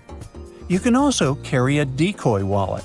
Toss in some small bills, expired cards, and old receipts to make it look legit. If a bad guy ever stops you and demands your wallet, just hand over the decoy. This way, you won't be losing anything important. Keep your real cash in a money belt, for example, or hide it in a clever spot, like an empty lipstick tube. Some people even wear a fake wedding ring as an extra precaution.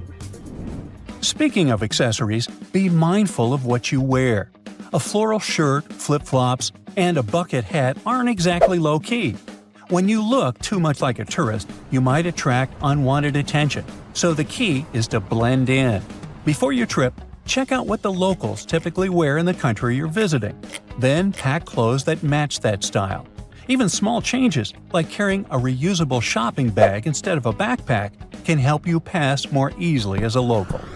And if you're carrying a fancy camera or laptop, try using duct tape to make a fake patch. It makes them look broken, and most bad guys tend to ignore items that are damaged. Now, sorry to say, but just throwing a padlock on your suitcase isn't always enough to keep your stuff safe.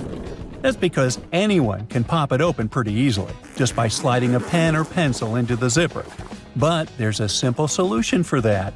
Change your luggage. Look for hard-shell suitcases with either no zippers or hidden ones that are harder to tamper with. Oh, by the way, if the thought of your luggage getting lost mid-flight gives you nightmares, consider using luggage tracking tech. Some newer suitcases even come with a built-in GPS. But if you don't have one of those, no worries. Just use something like an Apple AirTag or Tile Tracker. This way you'll always know exactly where your bag is, even if the airline doesn't. Now, once you get to the hotel, remember, room safes exist for a reason. Use them. And if you're the kind of person who forgets things easily, like me, here's a tip. Tie one end of a brightly colored ribbon or string to the safe handle and the other end to your suitcase. That way, when you're checking out, you will be reminded to grab whatever's in the safe. Oh, yeah. Now, losing your stuff isn't the only thing that can go wrong on a trip. You can also get lost. Sure, downloading Google Maps helps a lot, but it's always smart to have a plan B, like if your phone runs out of battery or goes missing. So make sure you write down your hotel's address on a piece of paper, low-tech, or have someone write it for you if you don't read the local language or characters. If the hotel has a business card, grab a few and keep them with you. And if you ever get lost, just flag down a taxi and show them the card. They'll know what to do. Before you start exploring the city, take some time to get familiar with the area around where you're staying. Start by walking around the block, then the next one, and so on. That way, if you ever get lost, once you're back near your area, it's usually pretty easy to find your way. Plus, getting a feel for your surroundings helps you find where the coffee shops, ATMs, and other useful spots are. You can also wear a whistle, either around your neck or on your keychain. A loud whistle can be surprisingly useful if you need to get attention, like scaring someone off, or calling for help if you're lost on a remote trail, for example. If you don't have a travel buddy, make sure to share your location with family or friends. You can also take it a step further by leaving a digital breadcrumb trail. Use a secure cloud service to upload copies of your passport, travel insurance, and other important documents. Then set up a shared folder with someone you trust and keep it updated with your location and plans as you go. That way, if you lose your phone or run into trouble, someone back home can help authorities figure out where you've been and give them the info they need. Now, sometimes the hotel you're staying at is so big you can actually get lost inside, especially after a long flight when you're tired or jet lagged. But here's a smart tip flight attendants use. As soon as you get to your room, place your shoes pointing toward the direction of the elevator. That way, if you're ever in a rush or want to minimize walking, you will know exactly which way to go. And yeah, this little trick works on cruise ships too. Now, hotels are usually safe, but you never know, right? So if your room ends up being on the ground floor, ask to switch. Floors 3 through 6 are often considered the safest. I mean, they are high enough to avoid easy access from the outside, but still low enough to reach the ground floor quickly in case of an emergency, like a fire. And carrying a portable doorstop alarm can help prevent break-ins. We're talking about a cheap, lightweight device that wedges under your door and makes a loud noise if someone tries to open it. It gives you that extra layer of security while you're sleeping. Now, in case you don't have it, you can hang a couple of mugs on the door handle. Most hotel rooms usually have them. If someone tries to open the door, the mugs will fall and crash, making enough noise to wake you up. And if you're a woman staying alone in a hotel, it might be a good idea to place a pair of big men's shoes outside your door. It makes it look like someone else is staying there with you. Also, don't let the fear of being watched ruin your trip. There are plenty of simple ways to check for hidden cameras in your hotel room or vacation rental. First, do a careful scan of the place. Close the curtains, turn off the lights, and look for any small blinking lights. Some of the most common spots for hidden cameras include smoke detectors, air vents, and small holes in the wall. You can also go full spy mode by using Bluetooth. Just set your phone to pairing mode and see what devices show up. Ignore things like TVs and smart home gadgets and focus on anything unfamiliar that you can't easily identify. That could be a hidden camera. Now, here's a final tip that's essential anytime you travel abroad, no matter the country. Learn the local emergency numbers. The 911 code works in several places outside the US, like Argentina, Mexico, and Canada. But that's not always the case. In Egypt, for example, you can call their police number, which is 122. In Brazil, it's the same idea, but you dial 190 instead. And in many European countries, it's 112. Sometimes dialing 911 in another country might redirect you to their emergency services, but that's not guaranteed. So it's always better to know the local code just in case. And that's it. Save this video for your next trip and stay safe out there. This is not just another list of travel hacks. You might have seen thousands of videos with useful tips on TikTok, Instagram, and YouTube. But did you know that many of those tips were wrong? Moreover, they can get you in trouble. Therefore, watch carefully and don't believe everything that you see on the internet. If you fly business class or buy private jets with a bed, you can skip this part, as you likely have no problem sleeping comfortably. But for people who fly economy class, this information can save your life. You've probably seen videos where people suggest pulling your knees up to your chest and fastening a belt over your ankles. Then you should put your head on your lap and fall asleep. They say that the flight will pass fast and comfortably, and you won't have any back and neck pain. The video with this life hack has gained millions of views and people have started trying it, but they didn't know how dangerous this method was. Experts say that the seatbelt is designed to be fastened at your stomach and not around the ankles. During turbulence, you may injure yourself and the passenger sitting next to you, so don't fasten your seatbelt this way. This position is also very harmful to your body and can lead to clots and leg injuries. You probably know these tips on how to fold clothes properly too. These tips suggest that pants, sweatshirts, t-shirts, dresses, and everything else should be rolled up. Yes, this way you will probably save space, but what you will get in return? Wrinkled clothes that look like they got in turbulence. Fold clothes classically, layer by layer, no rolling. Someone once said that if you dress up in a suit, you will get better seats on the plane. Maybe some of you believed it, but it's not worth trying. Airline employees don't look at the appearance, they look at your loyalty to the company. If you have thousands of miles with them under your belt, you may get an advantage over other passengers. But a suit won't help you. Moreover, it will likely be super uncomfortable for you to wear on a cramped plane, so don't even try. How many of you have put a ribbon on your suitcase to quickly notice it on the conveyor belt? On the one hand, it's a really useful life hack, but on the other, imagine how many people use it. And now we have a lot of suitcases and bags decorated with ribbons. Try to find your own. In fact, these days, your luggage will stand out from the rest if it doesn't have a ribbon on it.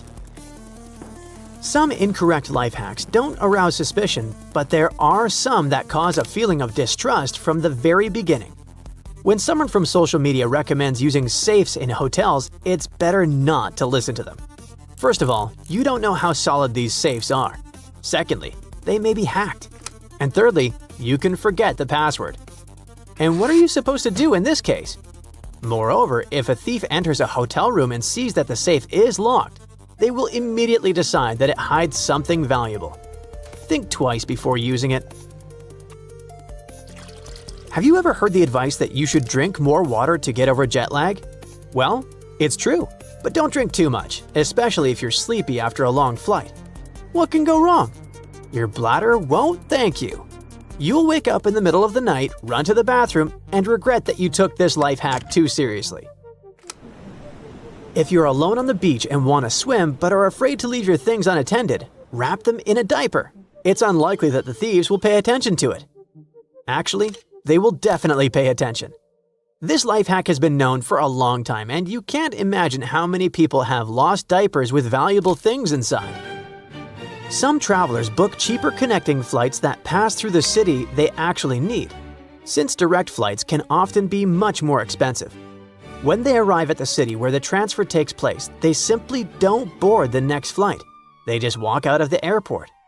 This method is called hidden city ticketing. It sounds cool, but in this case, your seat on the plane will remain empty, and the people who really need this flight won't be able to buy the ticket. Airlines plan to fight this cheaper way of traveling by raising the price of booking and buying tickets. Don't do the hidden city ticketing trick if you don't want to face this price increase. If you don't have enough space in your carry-on baggage and don't want to pay for your luggage, you can buy an airport gift bag at the airport and put your things there. The airport staff will surely let you on the plane, and you won't have to spend money on baggage fees. Overhead compartments are not designed for passengers to store 2 bags instead of 1. This trick can cause someone to get stuck at the boarding gate, and this unfortunate passenger will have their hand luggage taken to the luggage compartment. What is the solution? Use postal and courier services in advance to send additional baggage. It's not free, but it's definitely cheaper than paying for checked luggage. Many life hacks about using travel pillows are pretty boring. So let's make a point. Most people put this pillow on so that the fastener is at the front, meaning the soft part rests against the back of their head. Someone throws their head back, someone leans it to the side. But it's actually better to wear this pillow the other way around. This way, your head will tilt forward to the soft part, and your neck won't hurt after a long flight. Don't drink water on the plane. Don't drink water on the plane. They keep it in dirty tanks. You've probably heard about it, But what if you're really thirsty but forgot to buy a bottle of water at the airport? Well, most airlines distribute bottled water. Ask a flight attendant about the water. If it's in the bottle, you can safely drink it. Let's take a look at some really useful life hacks at the end of the video. Do you know when you're going to be the most grateful to yourself? Not when you find yourself in a new city or country, but when you return home after a trip and your room is clean. Always try to tidy your place before the trip. Even if a journey isn't very pleasant, a clean house will cheer you up. If you travel to a country where people speak a different language, always take your hotel business card with you. If you get lost in a new city, you can show this card to a taxi driver and easily get back to the hotel. Always take a power bar with a suitable adapter. If there are other outlets at the place where you stay, or there are few of them, this item will save your smartphone, laptop, and other devices. If you're ready to go to sleep and the curtains in your hotel room don't close completely, allowing light to enter the room, you can easily shut them using clothes hangers with clips. If you get lost in a city in another country, better find the nearest hotel and ask the staff for directions. As a rule, they know English, they know the streets of the city, and they can also tell you about good restaurants, cafes, and other entertainment venues. If you plan to walk a lot, buy compression stockings. Don't think that only the elderly wear them. This thing really works. Your feet won't hurt as much after long walks. If you really want to get a feel of a new country and see how people live there, use public transport. In a sense, you will see the soul of the city. You can turn ordinary matches into waterproof ones. Apply a thin coat of nail polish to the matches and let it dry. Once they're ready, they'll stay dry enough to start a fire even if you drop the matches in the water. If you get lost somewhere during the winter and need a drink, then don't eat snow. It has much more air than water, so you won't even feel much more hydrated. Your body also wastes a lot of energy trying to eat it. Even worse, you might lower your body temperature and could even get sick. If you find yourself face to face with a coyote or a wolf, don't turn your back. Slowly retreat while facing the animal. This might only work for a single animal though. If you meet a pack, then the most important thing is to make sure that they don't surround you. Back away towards a tree and press your back against it. Then choose the right moment and climb it as quickly as possible. Several layers of clothing will warm you better than one warm fur coat or down jacket. Air will be trapped between the clothing layers, insulating you and keeping your body warm. If you get lost in the woods, always try to sleep a little above the ground. You can lay on a layer of branches and leaves as a makeshift bed, or stretch a hammock out between some trees. At night, the temperature drops and the ground becomes cold. Even if you build a fire, it could go out while you sleep, and the ground will be sapping your body heat. You're in a boat in the middle of the sea, no food, no fishing net, and you're hungry. It was supposed to be only a 3-hour tour. Well, guess what? You can catch fish with the help of shoelaces and any object – phone, watch, or keys. The shadow cast by the boat in the sea can attract fish, and a reflective object can work as bait. Tie your keys to your shoelaces and use them as a fishing rod.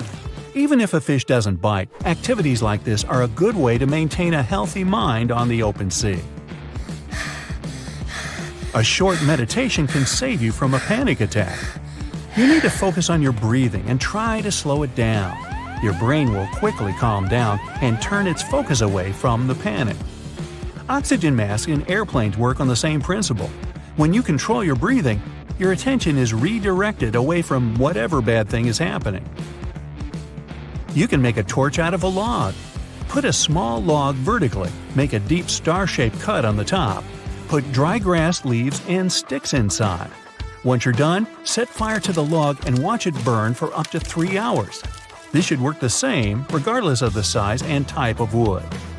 Now, if you meet an angry grizzly bear, never try to run away because the bear can easily outrun you. Instead, lie down and don't move. Grizzlies only usually attack when they see a threat, so they'll often leave you alone if you show them that you won't cause them any problems. This only works with grizzly bears though. If a confrontation is unavoidable, back away slowly and use bear spray. If you don't have any, pepper spray will work similarly and should disorient the bear and scare it away. Or not. Don't eat berries or mushrooms in the forest if you don't know exactly what they are. They could be poisonous. If you have no other option, eat the inner bark of maples, birches, and pines to fill your stomach. Use a knife to cut away the rough outer bark and get to the softer white stuff. You can boil it to make it even softer, or cook it over an open fire to make a crunchy snack. And if you're really starving, you can look for ants. They might not be the most appetizing, but they're pretty nutritious. If you don't have a watch, you can use your fingers to find out how much time is left until sunset. Raise your hand so the inside of your palm is facing you. Your fingers should be between the sun and the horizon line. See how many fingers can fit in this space. The thickness of one finger equals about 15 minutes, so you can calculate the time left before sunset. If you're lost and need to build a fire to attract attention, throw in a lot of pine, cedar branches, cones, and any unnecessary rubber objects. Your fire will emit more black smoke, which makes it visible from afar. If you have no water in the desert but have some food, try to avoid eating for as long as you can. The more you eat, the more thirsty you'll get. The body needs liquid to digest food, so it'll use up what little you have.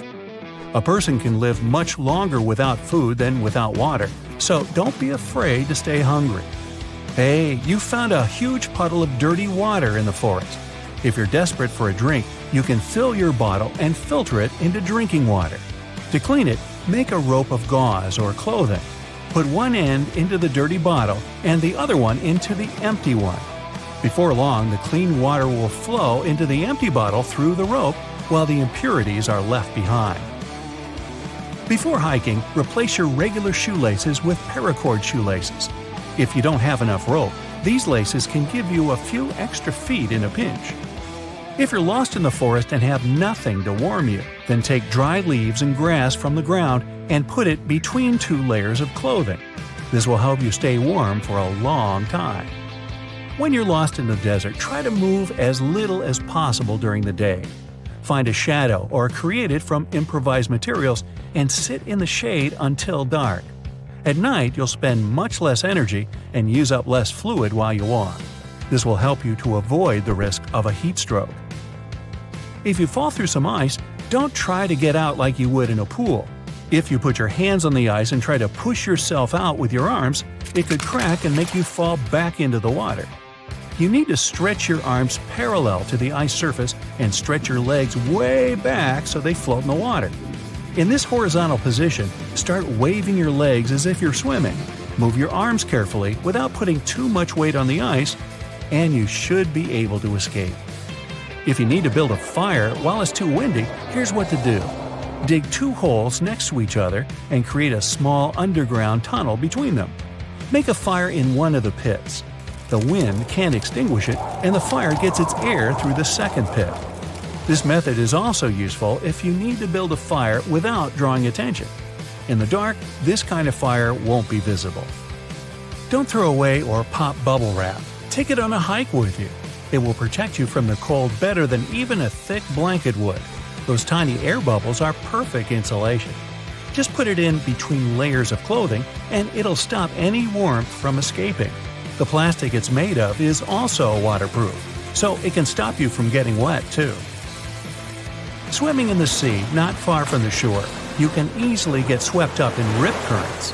If this happens, the most important thing to remember is not to swim against the current. This will only waste your strength and sap your energy, and you're unlikely to ever overpower an ocean current. Instead, try to swim sideways along the shore.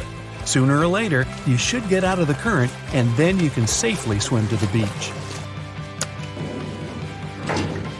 If you're stuck in a falling elevator, don't try to jump at the moment of collision. Don't take a sitting position or stand either. You need to lie on the floor, facing the ceiling. Spread your legs as wide as possible, cover your face with one hand, and put the other hand behind your head for protection. You reduce the pressure on your body in this position when you fall. Ooh, you're lost. A rescue helicopter flies over the forest, but you don't have a flare and don't have time to build a fire. Use a small mirror or phone screen to reflect the sunlight. Aim the light beam towards the helicopter. Rescuers should notice the glare and fly over to save you. So the average American family spends over $1,000 a month on groceries, but that can vary based on location and family size. In California, families shell out around $297 a week on average, making it the most expensive state for groceries. Compared to that, the Midwest appears to be a deal, with families spending less than $240 a week, but it's still costly. Grocery prices have risen about 20% in the last 4 years. And let's be honest, supermarkets are scientifically designed to separate you from your hard-earned dough. When you enter the supermarket, you can instantly see a whole bunch of healthy options right off the bat, no matter what chain you go to. It's meant to make you feel good. If you start off by grabbing some veggies, you won't feel that guilty about throwing some junk food into your cart later. Also, there's this primacy effect. It means that we tend to remember and give more importance to the stuff we see first. Think bright colors, vibrant fruits, and no towering shelves blocking the scene. It's a little oasis of calm and comfort right when you step in. You know those adorable kid-sized shopping carts at the supermarket? As tempting as they are, it's best to leave the little ones at home. When you're flying solo, you can browse at your own speed and make smarter shopping decisions. Bringing along friends or kiddos can turn your quick trip into a never-ending adventure. And let's be real, you might end up with a bunch of stuff you didn't even want. You know how in the grocery store they always set up the essentials, like bread, milk, and eggs, in their own little corner? It's all about playing with our brains and that sneaky thing called loss aversion. Loss aversion means we feel worse about missing out on something than we do about snagging something new. So, when those must-have items are tucked away, it forces us to wander the aisles. And while we're on our little treasure hunt for our basic groceries, our eyes might just end up landing on some other goodies we didn't even know we needed. Imagine strolling through the aisles of your go-to store when suddenly, bam! You catch a whiff of something ridiculously tasty, like the heavenly scent of fresh bread or smoky roasted chicken. But before you toss everything that smells amazing into your cart, let's chat about what's really going on here. A lot of stores pump out delicious scents to lure you into spending more cash. So, while that aroma might feel like a warm hug from the universe, take a second to ask yourself, does your cart really need that item, or is it just the smell pulling your strings? The products on the shelves right at your eye level seem to jump out at you, and there's a good reason for that. It turns out that where products are placed on the shelves can really sway your shopping choices. Studies have shown that items positioned at eye level are much more likely to catch the shopper's attention and end up in their carts. Now, supermarkets typically organize shelves into 4 levels: the stoop level at 0 to 3 feet, where kids can reach, the touch level at 3 to 4 feet, the eye level at 4 to 6 feet, and the reach level at 6 feet plus. You might need a ladder to get there. The eye level is the buy level. Brands and manufacturers are super keen to snag that sweet spot, often paying big bucks for that, sometimes up to 50% of their promotional budget. And make sure to pick foods that are in the middle or deep on the shelves. They're usually fresher. Those nearing their expiration date are at the front. Next time you're cruising through a store, pay attention to what's playing in the background. If the tunes are slow and smooth or catchy enough to get your foot tapping, watch out. You might be walking right into a shopping trap. Stores love to mess with the music to slow you down and keep you browsing longer. Supermarkets are like time capsules, with no windows or clocks inside. It's totally by design. This crafty setup helps retailers boost those sales by encouraging us to linger a little bit longer and throw in a few more impulse buys. Just touching something can trick our brains into thinking it's ours. That's why you've got to tread lightly when you're out shopping. Don't go fondling everything unless you're ready to adopt it. You could end up falling head over heels for that adorable stuffed animal or that sweet-smelling candle you don't need. So, a little advice: keep your hands to yourself until you're ready to say, "I do." End caps are the best when it comes to grabbing attention. Retailers play the mind game with shoppers, using a little trick called cognitive heuristics. You've probably noticed those colorful and flashy end cap displays that seem to scream, "Buy me!" These displays tap into the availability heuristic, making you think that whatever's featured on that end cap is super popular or top-notch quality. It's no surprise that a survey found nearly 44% of people remember getting sucked in by those end caps, with almost half of grocery stores decked out in these attention magnets. Nothing is free in this world, not even those small ham samples you're offered in a supermarket. Here's how it works. Once you pop that scrumptious sample into your mouth, they've got you. You'll probably be itching to grab a whole package of whatever tasty treat they're serving up. Say goodbye to your money. Most grocery stores are designed to nudge you to the right when you stroll in. But hey, why not be a bit of a rule breaker and head left instead? Your wallet will thank you. You see, our brains are wired to take things in from left to right, like when we read. So when we force ourselves to break that habit by veering right, it messes with our thinking. This little brain hiccup can lead to those sneaky impulse buys that can drain your cash. Shopping carts at the supermarket are clever. They can play a little mind game called anchoring and adjustment with us. Basically, we humans have this habit of letting the first bit of info we get, the anchor, steer our choices down the line. So, when you use a big cart, that cart size becomes your anchor. It's like your brain is saying, "Hey, look at all that space, let's fill it up." This can lead to this thing called shopping momentum, where you just can't help but toss more items in, often ending up spending way more than you planned. Ever notice those misty sprays in the produce aisle? They make fruits and veggies look all fresh, but that water can actually speed up the rotting. So, when you get home, don't forget to give your produce a nice little towel dry to help it hang around longer. You know when you see a price tag that says $1.99 and it feels better than seeing a whole $2? It's called the left digit effect. It's a little quirk in our brains. We tend to read prices from left to right, and the first number we see packs a punch when it comes to how we feel about spending our cash. So, these 99-cent things trick our minds into thinking we're scoring a much sweeter deal, even though it's really just a penny difference. Another trick supermarkets like to use is something like 10 for $10 sales. However, this promotion doesn't always mean you gotta buy 10. Sometimes it means the price per piece is $1. So make sure to always read the fine print and only buy what and how much you really need. Butcher counters may make you think it's something cool and fresh, when really, the only thing you're paying for is your ability to pick the cut you want. But if you go to the freezer section instead, you can purchase the very same things at a fraction of the price. Large packages have this reputation of giving you the best prices. But the truth is, sometimes they're bulky just to be bulky. Companies make bigger packages just to make our lives easier, but they sometimes charge us a lot more for it.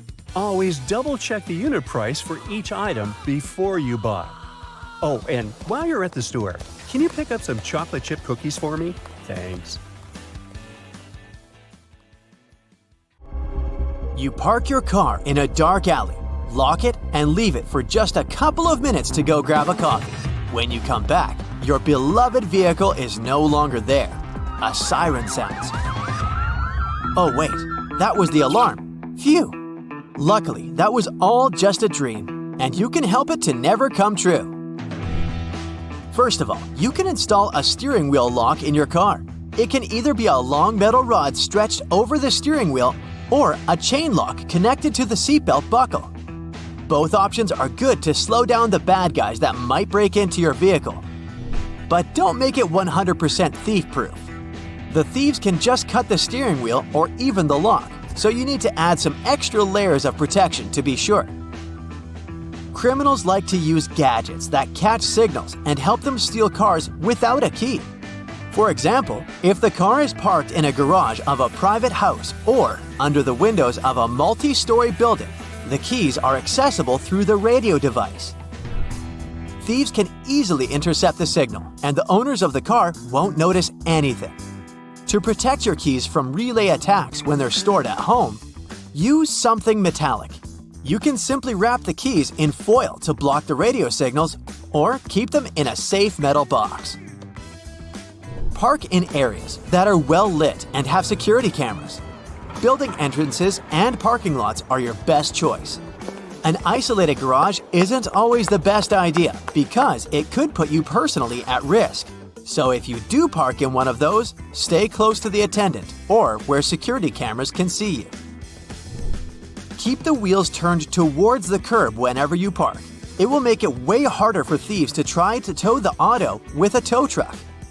To steal a car, a criminal will have to make some extra maneuvers. It takes time and effort and can demotivate the bad guys. In many cases, it's not your car the bad guys are after. It's that shiny new laptop you dropped in the front seat or your designer purse that looks like it's stuffed with valuables. Things like that are hard to resist and often lead to a break-in. So take an extra moment to hide your belongings in the trunk, and your vehicle will be less tempting for criminals. Don't just jump out of the car, even if it's literally for a moment to buy something. If you need to get out, always stop the engine first, close the windows, and lock the doors. Storing your vehicle registration in the car is a good way to make the lives of thieves easier. They can present it to police officers in case they get pulled over. Your insurance information and VIN can help them get new keys to unlock the car, no problem. If you aren't the only person using the car, find some secret place to hide the registration and only tell the people you trust 100% about it. You can also take a photo of your title registration and insurance information and store them on your smartphone. Another option is to make copies of those important docs and keep them with you. Mark your windshields, windows, and mirrors with a VIN number, which is the identification number of the vehicle. This service won't cost you a lot, but will demotivate the bad guys. They'll have to spend money to change the marked glass, and they will think twice if they want to invest in your vehicle. You can also play spy and leave marks on different parts of the car with an invisible pen, or cover it in microdots with your ID details. This won't stop thieves, but it will make it easier to track the vehicle if it gets stolen. If you know that you'll have to leave the car somewhere new and you don't feel like it's a safe place, hide an old switched-on phone or tablet in it. Make sure you have a way to track it. Then, the Find My Phone feature will help you locate the phone and the car in a matter of seconds. You can either get a cheap data plan for real-time tracking or rely on GPS. It should work even without a SIM card. Protect your side mirrors from thieves with special covers. You can find models that come with locks made from anti-cut materials. The cover will also protect your side mirrors from scratches and scuffs and extend their lifespan. Plus, you can go creative and choose covers with your favorite team's logo or something else that's important to you. Not a bad idea to customize your vehicle on a budget, right? Car thieves use different schemes to distract your attention. A piece of paper stuck to the rearview window, a plastic bottle over the wheel, or a shirt on the trunk of your car. These and other small things will likely get you out of the car. The bad guys can also pretend to be nice and helpful and to tell you to pull over because there's something under your car. The idea here is, again, to get you out of your car and let them steal it. So instead of going out, close the windows, lock the car doors, and don't go out if there's someone suspicious hanging around. Criminals aren't the only bad guys who can do your vehicle harm. Harsh winter weather can be a problem too. If you don't want to find your wipers stuck to the windshield and scrape them off every morning, leave them up when you're not driving. You probably heard it's a bad idea because it ruins the arm's spring and can tempt someone to steal your wipers. Don't worry, the springs don't lose their elasticity. and there aren't really many people who are after your wiper blades. In case you forget to put the wipers up and find them safely stuck to your windshield, try running the AC. Cold air will defrost the windows just like warm air. It works by dehumidifying the air. If your lock is frozen and you can't get inside your own car, treat it with some hand sanitizer. That substance can melt the ice without a problem. To prevent your windshield from getting frosty, mix 3 parts vinegar and 1 part water and spray that solution on the windows overnight. It'll save you some scraping time in the morning. Always keep your gas tank more than half full in cold weather. Moist air will be happy to fill any empty space above the fuel in your tank. And that air will condense to water in the cold. Water is denser than gasoline, so it settles at the bottom of your tank. When enough of it accumulates, it'll go through the fuel line to the engine, and that's not really good. To protect your favorite car from rust, wash your vehicle regularly. Something as simple as that can be the difference because dirt damages the protective layer of clear coat and paint and makes it easier for rust to sneak in. Don't forget to wash the undercarriage of the car and the wheel wells. Make sure the car paint isn't chipping or peeling. You need that layer to protect your vehicle from the elements. In the cold season, salt from the road can also cause some rust spots. To avoid that, you should at least rinse the car every week, even in the winter. And don't forget to wax it at least twice a year. That's another good way to keep your paint looking good as new and protect it from UV rays. One more thing is to keep the inside of the car clean. If you spill something inside, always mop up the liquid.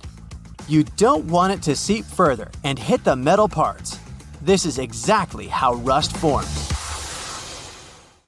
Now, a basic sponge and baking soda can make a great eraser for little grease spots, fingerprints, and stains on your walls, or many other painted areas such as furniture or wood fences.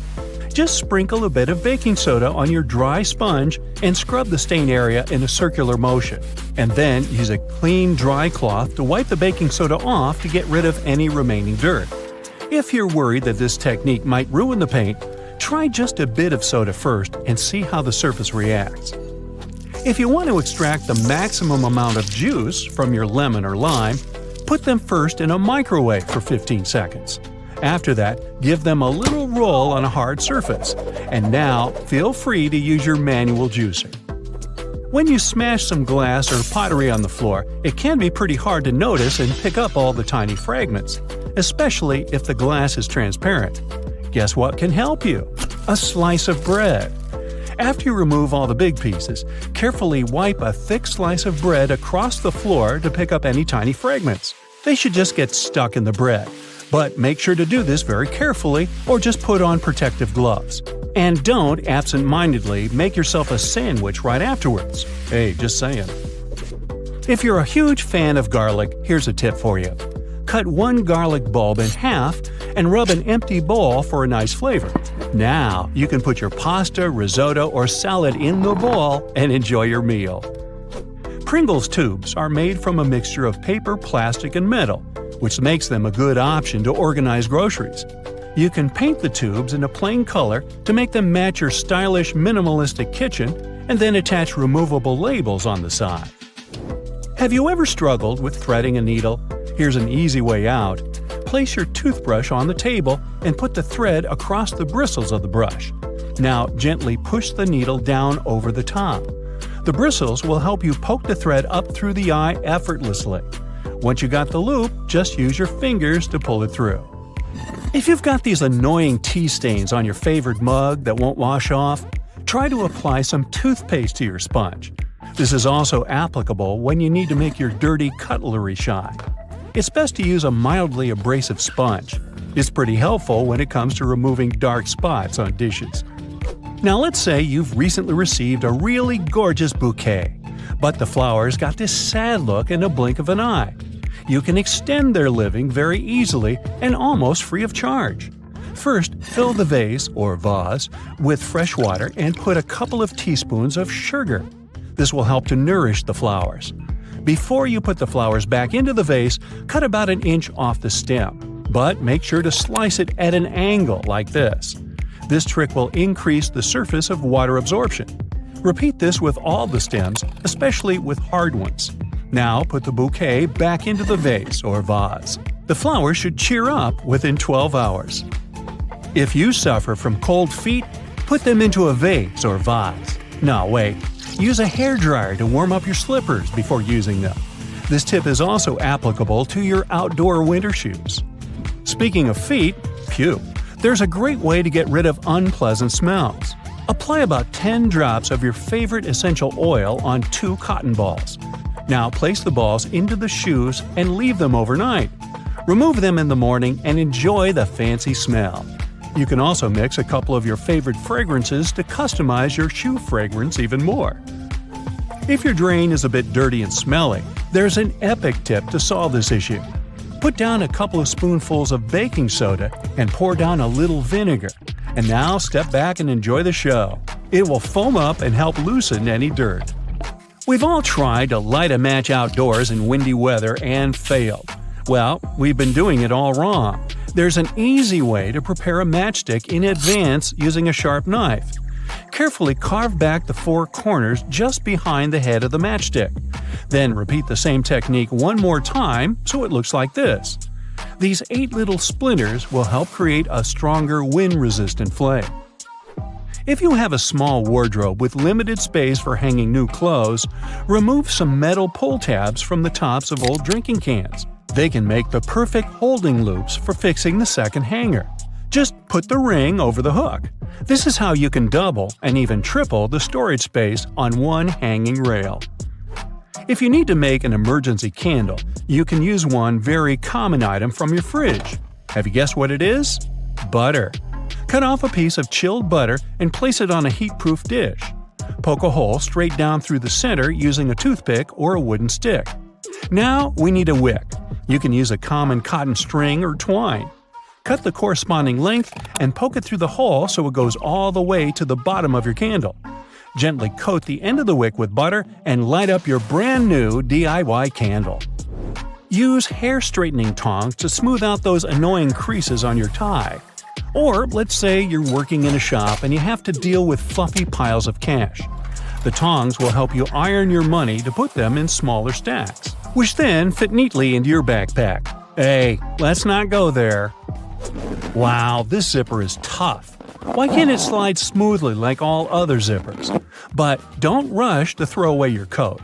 Grab a bar of soap and gently rub it up and down against the zipper. Repeat it on both sides. Can you feel the difference? Cut one leg off your old tights and put 2 long cardboard tubes inside it. Go ahead and thread it under your internal door with 1 tube on each side. This will protect you from any draft because the tights will seal up any gap under the floor. You can also use this trick when you need to make a full blackout in the room. Just make sure to use thick black tights. Let's say you're visiting a conference in another city, and your schedule will be very busy. You can prepare your outfits for each day in advance and put them into different compartments of your hanging clothes storage organizer this way. Now, put it right down into your suitcase, zip it, and you're ready to go. When you arrive at the hotel, you can just carefully pull out this organizer and hang it in the closet in just 2 seconds. But don't forget to take the shoes too. Is there a way to drive a nail into a wall without hurting your fingers? The answer is yes. Grab your comb and push the nail in between the prongs. This way you'll keep your fleshy fingers far away and safe. And once you've got it started, you can easily slide out the comb and finish driving the nail. If you need an emergency metal scrubby sponge to wash your pot or pan, use a piece of tin foil. Crumple it up into a ball, apply a little bit of dish soap, and your brand new sponge is ready. Now start scrubbing and get ready to be amazed. It works really well, huh? By the way, the tin foil doesn't have to be new. You can recycle the piece you've already used for cooking. And the final tip is for perfectionists. If your shower head has a hard water buildup, the water won't come out straight. To fix this, fill a plastic bag with plain white vinegar. Then put the shower head inside the bag, attach it with a band, and leave it overnight. In the morning, you can give your shower head a little scrub with an old toothbrush or clothes brush. This should help remove the remaining hard water dirt. This trick is also applicable for faucet heads. Here's how you can protect your bank card from potential fraudsters. Use a marker and cover the last 4 digits. You can also use a sticker that's easy to remove and place it over the security code. Have you had a house guest that didn't use a coaster? Get a hairdryer and hold it a couple of inches away from the stain. Blow it on medium heat for a couple of minutes to evaporate the watermark. If a faded ring remains, mix equal amounts of vinegar and olive oil in a bowl. Wipe it onto the marked area and rub it in until the stain disappears. Then wipe it off. Don't waste time scrubbing the burnt stains off the bottom of a pan. Instead, fill it with water and add 3 tablespoons of salt. Let it sit overnight as the salt dissolves the burnt marks, and in the morning, pour the water out of the pan. This way, it will be much easier to scrub all that grease off. Picture this. You're on vacation and your shirt has become all crinkled inside the luggage. You need it tonight, but the hotel doesn't have an iron. Don't panic. Hang the shirt up in the bathroom, and while you relax in a hot shower, the heat and moisture will unwrinkle your shirt. It won't be perfect, but it will get much better without any effort. The football is on, and it turns out you've run out of standard batteries. You can use a smaller battery instead that easily fits inside. Now take some aluminum foil and crunch it up. Fit it into the gap on the negative or flat end of the battery. All done! You can turn on the TV now. Once your flip-flops crack and the plug easily slips out of the hole, it's normally a sign that you need a new pair. But there's a way to extend their mileage. Push the plug back through the hole, then take a bread clip and attach it to the end. The clip will provide enough support for the plug to remain in place. You've received a package and the receipt is taped on. You've managed to detach it from the box. But how to separate the tape without ripping the paper? Hold both ends of the tape apart, and by pulling it slowly, the tape stretches and separates itself from the paper without tearing it apart. Ziploc bags are perfect to keep things dry, but it would be great if they were larger. Take 2 and turn one of them inside out. They can now connect and work as one large bag, big enough to protect a keyboard. There's no need to carry your keys in your hand when you go for a jog. Instead, put them inside your pocket, take a rubber band, then tie it around the pocket from the inside. This stops the keys from falling out. You've broken your key in the door. It's stuck. Great. Arranging for a locksmith could cost up to $100, but for a cheaper and quicker option, try using a hot glue stick. Heat the end with a lighter, and once it's warm enough to melt, push the glue into the keyhole. The melted glue will enter the available space, covering part of the key. Once it cools, it compresses and gains a strong hold of the key's end. Now, just pull it out. If you need to siphon liquid through a hose and want to avoid using your mouth, put one end in the liquid and hold the other upwards with your thumb closing the top. Now shake up and down. This jiggle motion pushes liquid upwards, a little each time. And once it reaches the top, lower the exit point and let gravity do the rest. You've left your keys locked inside the car. It's an older model with a roll-down window. You could get the coat hanger and begin the long process of finding the lock. Or use duct tape. Make about 20 2-foot-long strands. Stick them onto the window, allowing enough room for the tape to grab onto at the bottom. Then with a friend, take the ends of the tape, holding them together, and pull downwards. The force will allow the window to lower enough that you can unlock the door. While drilling long screws into hardwood, your old drill might not have enough power, leaving them only halfway in. Before the drill gives up, get a block of wax and scrape the edges of the screws with it. The wax works like a lubricant, melting as it gets warm and providing easy entry for the screw. You're out camping, but you didn't bring anything to light the barbecue. Take a small plastic bag that won't leak, fill it up with water, and close it tight, making a round bubble. Hold it over where you want to catch the light from the sun. The bag of water will work like a magnifying glass, starting up the barbecue, just as long as it's a sunny day.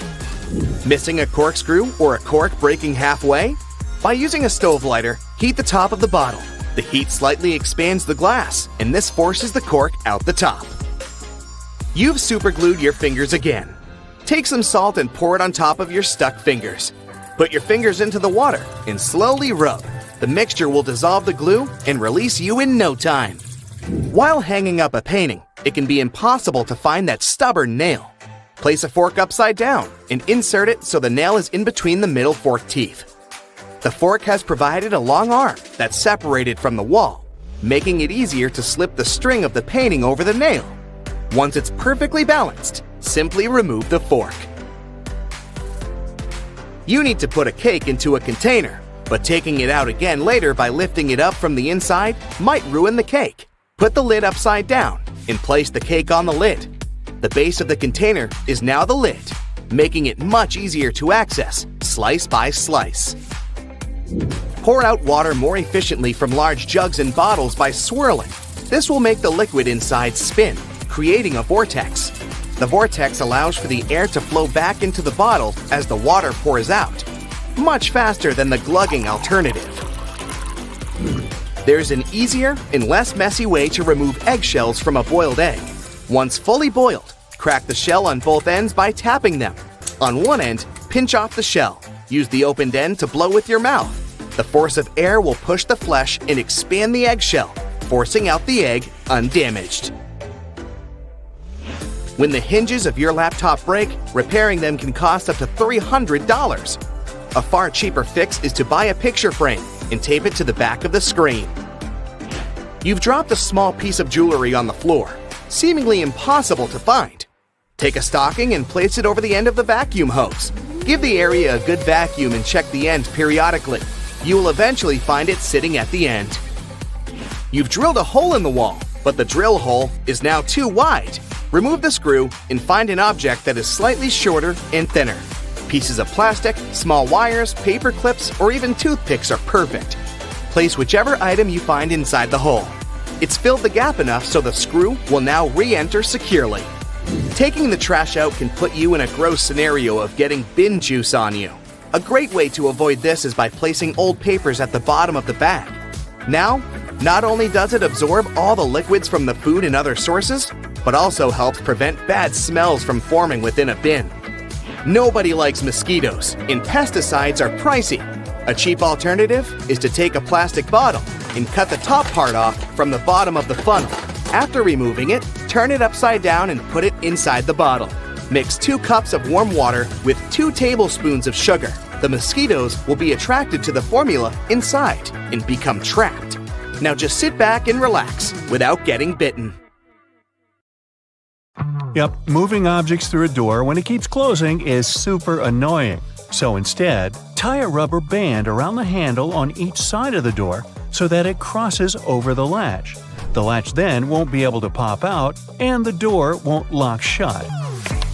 To check whether your bed sheets are fully dried, take a mirror and place it underneath. Leave it there for around 5 minutes, and if it steams up, it means the sheets are still damp. A damp bed can be a breeding ground for mold and other nasty fungi. You can paint the end of your keys with different colored nail polish so that you can easily identify which key is which. In order to pour the perfect amount of oil or salad dressing, poke holes in the foil seal rather than removing it completely.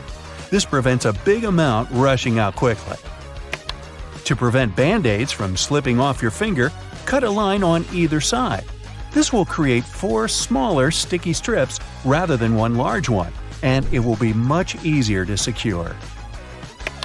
If you enter a public restroom and see a red Solo cup someone put under the seat, better choose another booth. It means there's no toilet paper in this one. The red cup is a frequent replacement for a toilet paper hub, which is also put under the seat for the same reason. Speaking of restrooms, almost any public toilet has a large gap between the floor and the door. The reason for such a zero privacy thing is to actually minimize the level of privacy and comfort so that people won't stay there long and there'd be no lines. It's also to clean and safer if some emergency occurs. Forgot to put your drink in the fridge? Wrap a wet paper towel around it and put it in the freezer. In just 15 minutes, your drink will be ice cold. Instead of filling your purse or wallet with store loyalty cards, you can take a photo of them. Just take one snap of the barcode as well as a picture of the front so you know which card it is.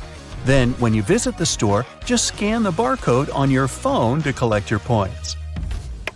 If you're using your phone to watch something and are tired of propping it up and having it fall back down, try using your sunglasses. Simply place them upside down and use the parts that go around your ears to hold the phone in place. Now, if you don't have the correct size coin to put in your shopping cart next time you go to the supermarket, you can use your key instead. If you have a key with a rounded end, you can insert that where the coin would go and the cart should unlock. If you're struggling to get your taco shells to stay in place, use a muffin tray. Flip the tray upside down, spray it with oil, and place your tortillas in the gap.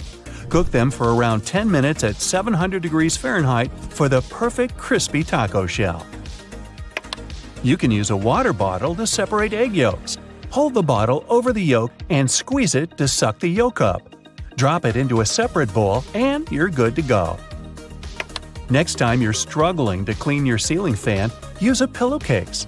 Slide the pillowcase over each blade to wipe off the dust. This way, excess dust is caught inside the pillowcase and won't rain down on you. To properly clean your blender, fill it with soap and hot water. Switch it on for around 10 seconds and let the swirling water do the hard work. Then just rinse it off and it's clean. Put down a strip of masking tape before nailing into plaster walls. The tape should stop the plaster from flaking or spreading dust all over the floor. If your shoes smell bad, put a few dry tea bags into the shoe. The tea bags will absorb the smell. Try using toothpaste to remove small scratches on furniture. Rub a peanut-sized amount on the scratch in a circular motion until the scratch buffs out.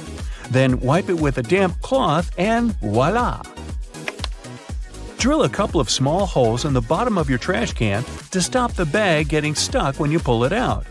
The holes stop the vacuum-like effect that keeps the bag pinned down. You can easily remove the sticky residue from jars using cooking oil. Soak a cotton pad in some oil, then rub it on the sticky area. Allow it to sit for a few minutes, then it should wipe away easily.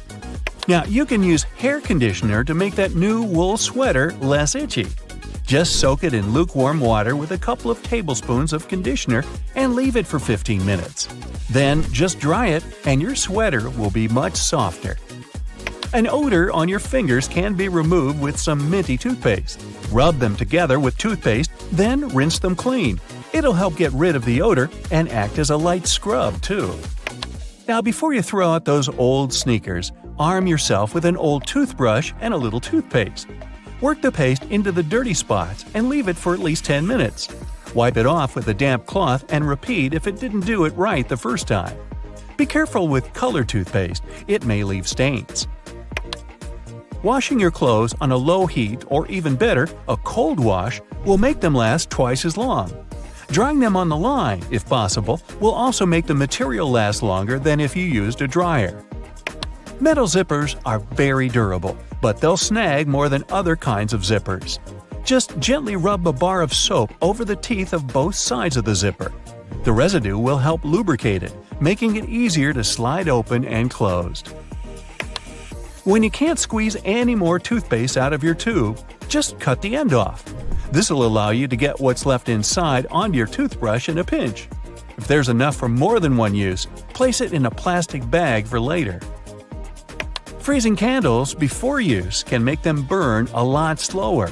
This will cool the wax right down and extend its melting time. A pack of cotton pads has those strings on it so that we can hang it on some hook or holder. And no, there's no need to untighten and tighten the pack again.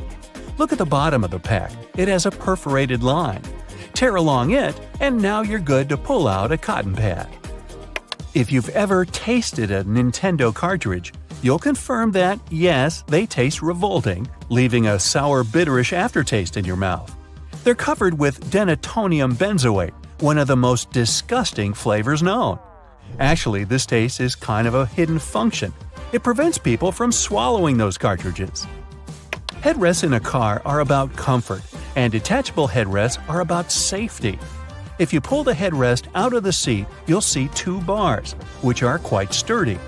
If you ever get locked or trapped in a car, you can get out of there smashing the window with these bars. Rough edges on the dimes aren't just about design. The coins used to be made of precious metals to show their real value.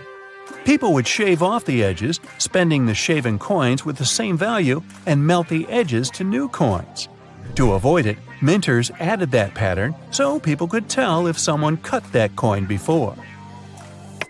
That black grate on a microwave isn't just some fancy decoration. It's called a Faraday shield, and it prevents the rays from escaping the microwave. It also speeds up the heating, so you could enjoy yesterday's leftovers faster. A triple handle on a jerry can is there to make it easier for two people to carry it and distribute the fuel evenly. Gas cans often have a second hole that actually needs to be uncapped too before you pour the gas. The air passage will prevent it from pouring out, so no more fuel waste. Yeah, you're up. It's 2 a.m. and you can't sleep. Here we go again. Off you go to the sofa in an attempt to get drowsy enough to go back to bed. The clock's ticking, and it's already 5 a.m. Your eyes are tired, and yet you still can't sleep. Finally, an hour later, you head back to bed and finally drift off. Okay, let's fix that and make sure you get a good night's sleep. First, let's prepare your bedroom so it becomes the perfect sleep-inducing place. Your bed needs to be of a good quality, good enough that when you lay on it, you feel a sense of relaxation flow through your body. A good pillow is important too, to properly support your spine. There are different pillows, thick, thin, firm, soft. Try out a few and find out what's best for you. Lighting is important, so if your room still has a bit of light in it, even at midnight, it might be one of the reasons you can't sleep well. Go ahead and close those drapes shut. Oh look, you did that, and they're still letting light in. Don't worry. Pick out some thick black curtains and put those up instead. That'll do the trick. Okay, even if that doesn't do it, buy a sleep mask to place over your eyes when you hit the sack. Now, you need to find the right temperature. It's likely you won't have a thermostat on hand, but the trick is to make sure your room is neither the Sahara Desert nor the North Pole. Right in the middle is where you want it. Let's talk lights. After waking up, get some bright light on your face as soon as you can. You'll become more alert, but also sleep better at night. That's because our body has a pretty awesome internal clock. This internal clock is called the circadian rhythm, and simply put, our body tells us when we should wake up and when we should go to bed. Being in the sun or exposed to bright lights keeps this internal clock healthy. When it's working right and you're in bed about to sleep, you'll fall asleep much faster than before. If you can't always be in the sun, that's okay. Grab a few bright light bulbs and spread them around your house. There's also another trick to expose yourself to bright lights if you want to try it. Buy yourself a light therapy box.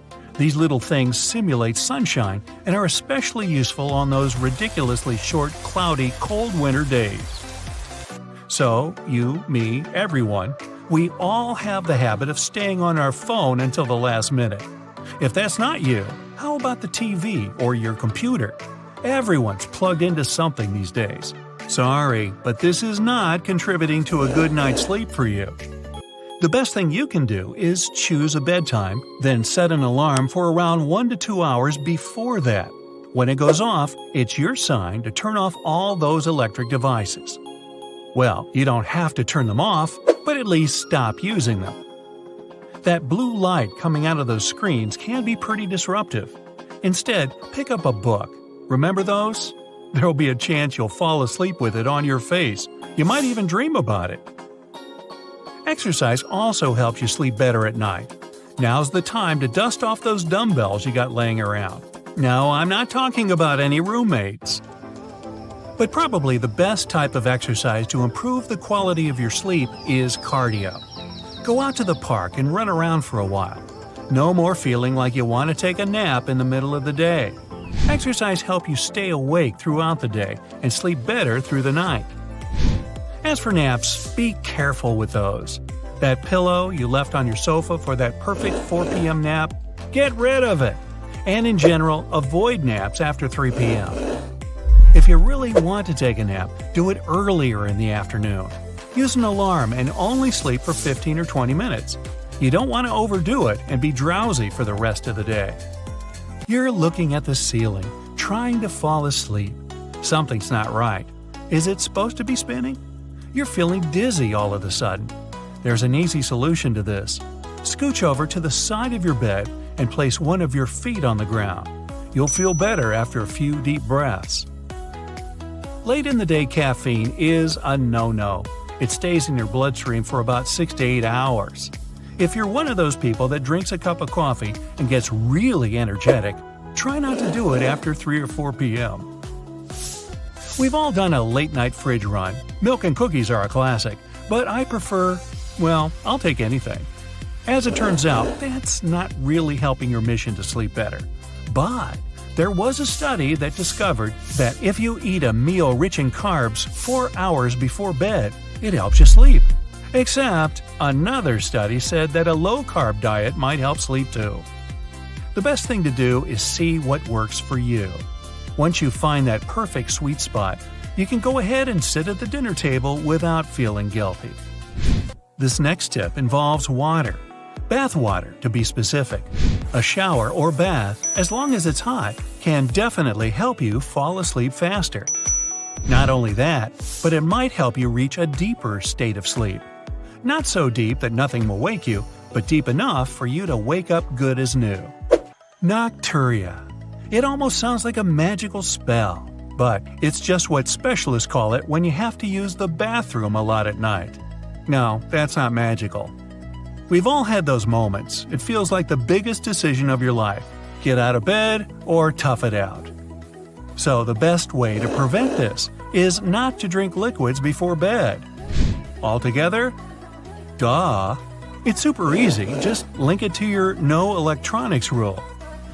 When you wake up, have a tall glass of room temperature water. It'll kickstart your day and help your body feel fresh and rejuvenated. Plus, you just need to rehydrate. You're in bed, but all you're able to do is look at the ceiling, waiting to fall asleep. When that happens, it's better to accept that you just can't sleep right now. Try not to stay in bed for too long, frustrated and angry. You might start mentally linking your frustration to your bed or bedroom. You don't want to have any negative feelings whenever you look at what should be the most relaxing spot in the house. The best thing to do when this happens is to get up. Do something relaxing. Go to your living room and look out the window for a couple of minutes. Avoid looking at the clock. You really don't want to think about sleeping while you're trying to distract yourself from it. When you least expect it, you'll be sleepy again, ready to cover yourself in your bed sheets to get those perfect 8 hours. If you like to write, and it's just one of those nights where nothing's working and your head feels like it's about to burst, go sit at your desk, open a notepad, and write your worries away. It might even help to keep a sleep diary. Okay, here's an exercise that can help you sleep while you're in bed. It's a type of body scan exercise. First, lie flat on your back with your legs uncrossed. Place your arms by your sides and try to relax them as much as you can. Now, close your eyes and focus on your breathing. Focus on it for about 2 minutes. That should be enough for you to start feeling relaxed. The next step is to focus on your toes. Check them all and see if you feel any tension down there. Now, picture a river flowing down from your mouth and nose, flowing gently through your entire body, going all the way down to and out of your toes. Breathe deeply and then start letting your breath become softer and softer. Do this with the soles of your feet, then your ankles, calves, knees, thighs. Keep going until you reach your hips. Remember to keep imagining a river flowing through your body. Warning: if you've consumed too much liquid before bedtime, then that river imagery is going to trigger some urgencies other than going to sleep. Lastly, you can do some soft yoga or meditate. The goal here is to help you control your breathing to release stress. Picture this. You're now a master of breathing exercises, and when you close your eyes, you just exhale, and all of your worries disappear. You check into your hotel room, connect to Wi-Fi, jump on the bed, and post 15 photos of your new window view. When the initial surge of excitement is gone, you notice a suspicious blinking light on your big TV. Could it be that someone is watching you? Or have you just seen too many spy movies? Well, hidden cameras come in all shapes and sizes. Large ones are easy to spot, but the small ones can be really sneaky and inconspicuous. They can be hiding behind furniture, in decorations or vents, and anywhere else you'll have trouble noticing. There are even special cameras that can be hidden in everyday movable objects like alarm clocks, picture frames, vases, and lamps. Check to see if these objects are facing at a strange angle or if they're positioned to get the best view of your room or bathroom. The easiest way to spot a hidden cam is to look for the lens reflection because all cameras come with lenses. Turn off the lights and slowly scan the room with a flashlight, laser pointer, or a special wireless spy cam detector. It comes with infrared scanning lights and one illuminating light. When you find a reflective red spot, you gotta turn on the flashlight to help check if there is a hidden camera. Definitely check the vents along with any other holes and gaps in the walls or ceiling. Some advanced detectors even show you what the camera is seeing, making it way easier to spot and disable. The detectors only work on cameras that are turned on and working normally though. Your mobile phone can also help you find some hidden threats. Turn on Bluetooth and walk around. See if any unknown devices pop up on the screen. Another idea is to install a network scanner app that shows all devices that are connected to the Wi-Fi network you're using at the hotel. When it's done scanning, study the list for devices called something like IP camera or cam. Plus, you can put your phone on selfie mode, turn off the light and close the curtains, and look around the room slowly while focusing on the screen. Keep an eye out for purple or white lights on the screen. You can play detective some more and call your friend or family member and start walking around your room. Secret cameras should emit a sort of radio frequency. It will most likely interfere with your phone call signal. If you start hearing any weird noises while you're on the phone in a certain area of your room, make sure to inspect it carefully. Check out the light switches, electrical outlets, lamps, and other objects you normally wouldn't pay attention to. If they look a bit crooked, have a hole, or seem misplaced, it could be a sign that someone tampered with them. Many spy devices need wires, and whoever installed them had to hide those wires, often behind the vinyl baseboard. That's why the place where the floor and the wall meet is another area you should check. Ridges, bumps, or discoloration could be a sign there's a microphone hiding there. The same goes for spots on ceilings and walls, even if they're not larger than a coin. If you do find a hidden camera or something looking suspicious, don't shy away and let the hotel administration or your booking service know about it. Don't try to touch or move the device yourself. If the hotel denies everything, contact local law enforcement. After you've scanned the room for cameras, check out the mirrors. Someone could be watching you from the other side. First, see if the mirror is built into the wall or can be adjusted. If the mirror is semi-transparent, it will be built into the wall. You can do a simple test to check the mirror. Press your fingertip against the glass and push firmly enough to leave a fingerprint as you move your finger away. Study the fingerprint. If there's a small gap between the print and the mirror where the glass should be, then it's just a mirror. On a semi-transparent mirror, there will be no gap. Another way to check if your mirror is semi-transparent is simply to tap the glass. If someone is watching you from the other side, the mirror will make an empty sound. A double mirror needs a brighter light on the other side than on yours. Get close to it and cup your hands around your eyes. Do you see some light behind the mirror? If so, you might have an unwanted audience. Before you leave your room or go to bed, make sure every door is securely locked. By every door, I mean not only the entrance to the room, but also the door leading to the terrace, if you have one. You can bring a portable door lock with you for extra security if you're staying in. You could also start a little DIY project and wrap a belt or a bag strap around the arm that pushes the door shut. Buckle it up and wrap it around several times for an extra layer of protection. Another idea for when you're about to nap or go to sleep is to build a pyramid of stuff by the door. Glasses and mugs will do perfectly. If someone tries to get inside while you're sleeping, there'll be some serious noise. Intruders prefer to keep it low-key, so they're highly likely to give up on robbing you straight away. If you travel with some valuables and don't feel comfortable leaving them around the room, you could put them in the safe inside your room. But because those safes use passcodes instead of physical locks, someone from the hotel has to know the master code to unlock it, just in case. So, you can bring your own safe with you instead. You can find the ones looking like books on Amazon, for example. They're made of strong metal and textured paper. They come with a combination lock and have enough room to fit your passports, cash, and jewelry. In case you have to leave your laptop in the room and want to make sure no one plugs in a USB drive to steal your data, here's what you can do. Leave a bottle of water or some other item next to the USB port. Measure the distance. Let's say it's 1 thumb length away. For someone to plug in their device in the laptop, they need to move the bottle. You can take it one step further and drop a pen parallel to the laptop under a certain angle.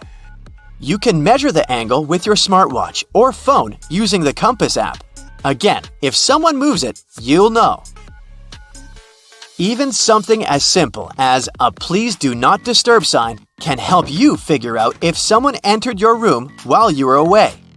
Make it look like you left in a rush and the sign accidentally stuck between the door and the door frame.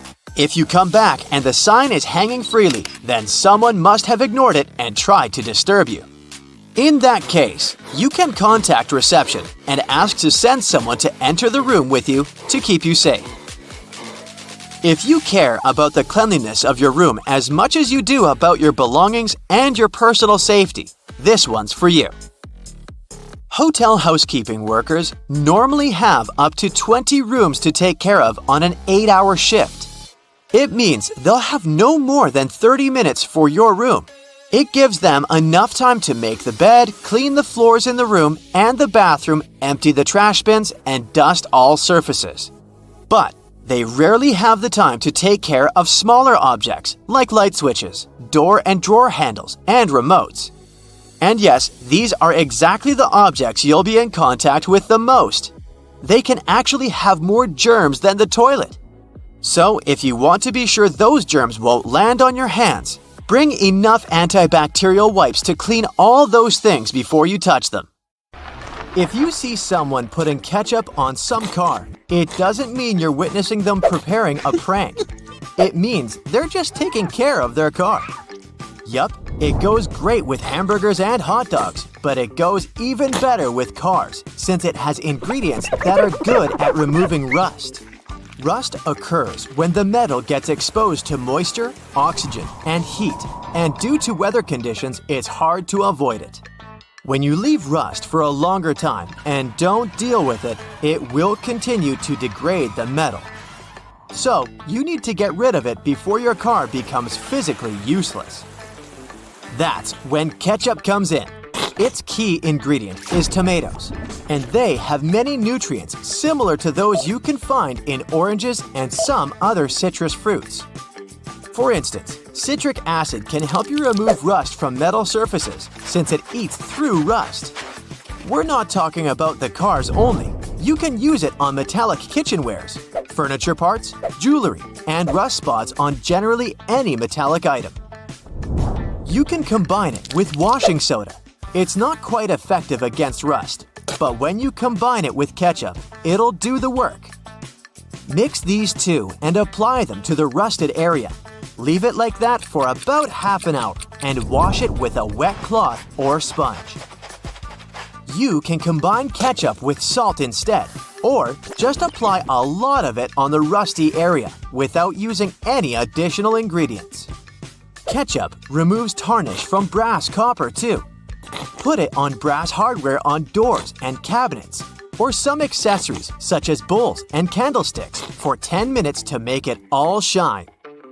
And also, you don't put it on meat just because of taste. Ketchup breaks down its fibers, which means it makes it more tender. If you've left a pot on the stove and your food burned, once again, take ketchup. Its acids will ease all the scrubbing and help you with grease. Just leave it over the night and you'll be able to wash the pot more easily. Or keep those small packages of ketchup we all end up having from fast food orders in the freezer. The ketchup won't be as hard as an ice cube as it freezes. So it will be good for soothing insect bites or similar things. Okay, enough with ketchup already. I'm getting hungry. Your home has more regular things that can do magic tricks. Like if you have a house or a big terrace and want to make a nice flower wall. Try old mattress springs. Just hang them on the wall and let your imagination run wild with flowers. An old flower sifter can still come in handy. For example, as a planter. Even if you don't have one, you might find it at a garage sale or a thrift store. Wallpaper is making its big comeback when it comes to home design. Maybe you can try something different and use some old books with torn pages. You just need to learn the basics of hanging wallpaper, and voila! You get a new cool place for your old books.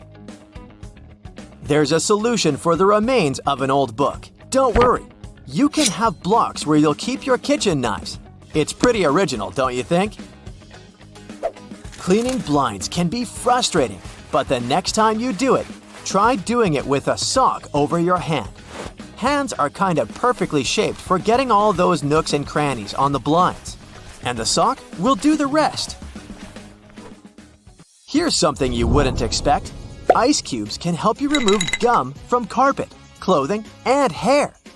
Just put your clothes in the sink and add ice cubes. Leave it like that for a while. Ice will freeze the gum, so you can chip it away more easily. If the gum got stuck on the carpet, leave ice cubes right in the critical spot and remove the gum with a butter knife. It's a little bit harder to remove it from hair though, but still possible. Just wrap the ice and parts of your hair with the gum in a washcloth until the gum gets frozen. When you get there, you should be able to break apart the gum and free your hair using your fingers. Or next time you have to deal with a splinter, just take one ice cube to numb that area before you even start doing anything. Vacuuming can't suck all that dust out of your cushions, but a tennis racket can. It's a tool firm enough to beat the dust, but at the same time, it has holes where dust can go through. If you have some old CD spindles you don't use anymore, bring one of them back to life, this time as a bagel tote. It doesn't take up a lot of space in your backpack, plus you can close it so your bagel doesn't fall apart. It doesn't look like that at first, but there's a lot you can do with a tennis ball too. For example, use it as a bottle opener for twist-off bottle caps or maybe sticky jar lids. Cut along the seam of a ball so you'll have a tool coated with rubber on the inside. It gives a great grip. And it doesn't stop here for tennis balls. You can cap your chair legs to protect your floor. You can leave some in a pool if you have one too. Pools quickly become very dirty if you're using them frequently. And tennis balls can absorb some of the oil coming from the people and the rest of the goop that floats on the surface. Another frustrating task is removing floor scuff marks. Yup, a tennis ball once again. Just place it on a stick. It works like an eraser. It can also be a great tool for massage. You can try with your back. Lie down on the ball on the floor and place the tennis ball on the spots where you feel the most pressure. Or maybe put it against the wall and massage stiff parts. Or something I need, a tennis ball as a holder where I can keep my reminders. Just cut a slit into its side and place your message inside. It can be a cool gift too. or add a small metal or wooden piece so you have a key holder too. Bread tabs can be great for labeling cords and never getting lost down there with your power strip. Plastic bread tabs are sturdy, and there's enough room on them to write what the cable is for and easily clip it around the end of a cord. Plus, they come in different colors, so you'll easily recognize them and know which electrical device you can turn off. You don't have to immediately throw away an empty milk jug. Just take sharp scissors and cut off its top. Then, clean up the cut so you're sure there are no sharp edges. Now, you have a new scoop for potting soil, food for your dog, or whatever you need it for. A bobby pin is a great nail holder. You can easily get distracted and hammer a finger when working with tiny nails. So it would be better to go with a common bobby pin to keep your fingers at a safe distance. If you don't have enough space for your cookbook while preparing a meal, take a pants hanger and attach your recipes there. Also, if you have a broken pants hanger, you don't need to throw it away, or at least not all the pieces. You can remove clips and use them for pasta or some other open packs in your kitchen. Don't throw away an empty ketchup bottle. You can use it for a pancake mix so it doesn't get too messy when you're preparing this delicious breakfast. It can get tricky to carry your stuff at the beach, so take an old lotion bottle and clean it out so you can put your money, phone, and keys inside. Less chance someone will take any of this stuff even if they manage to take a peek inside your bag. Ah, you're out in the woods. It's quiet. Too quiet. Then, heavy steps right outside your tent. You unzip it just a little, and there it is. A black bear is coming straight toward you. Heart racing, you grab the only thing within reach, a bottle of vinegar. So you pour some on a shirt, wrap it around a stick, and point it right at the bear's face. Oh no, stop, that's not safe. Your best move is to stand still and make some noise. Clap, yell, use a whistle. Most of the time, that's enough to scare a black bear away. Now, here's another life-saving trick. Set up your camping bag so your emergency kit is always easy to grab. Pick one pocket you can reach fast and put the kit there. Then swap out the zipper tab for a red reflective one. That way, when panic kicks in, you won't waste precious time desperately searching through every pocket. If you need to cool down, but the river is way below your campsite, don't worry, you can still get water from it.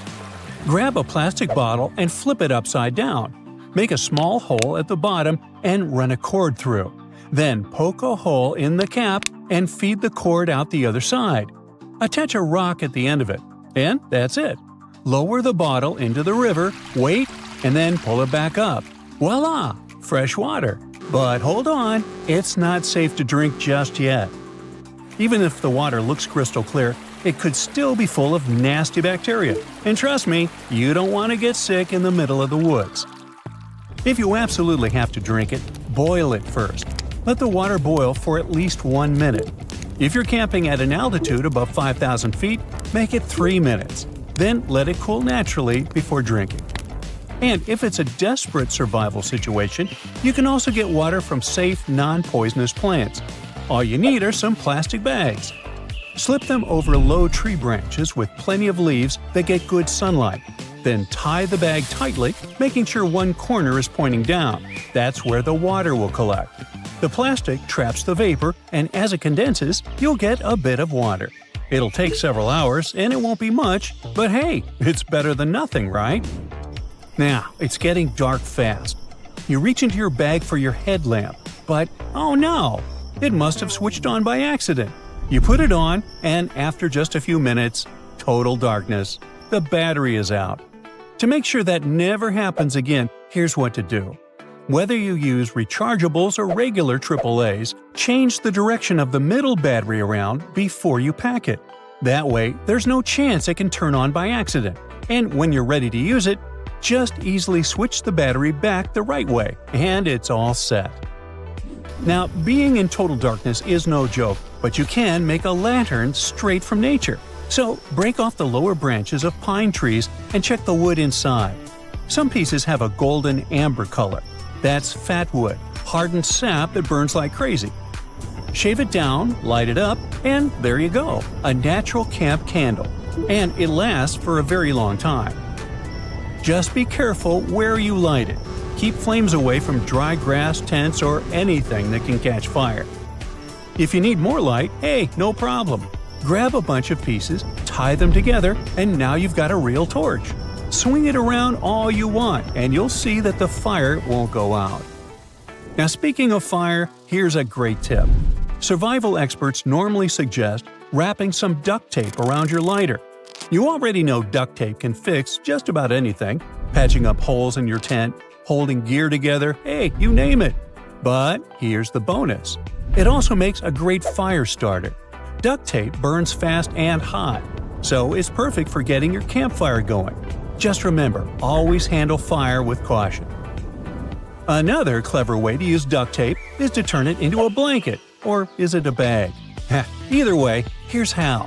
Place a plastic bag against a tree trunk and wrap it tightly with duct tape.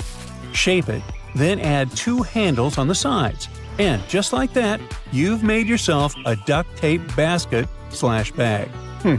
Use it to collect water from a river or carry supplies around your campsite. The best part is that it's super practical.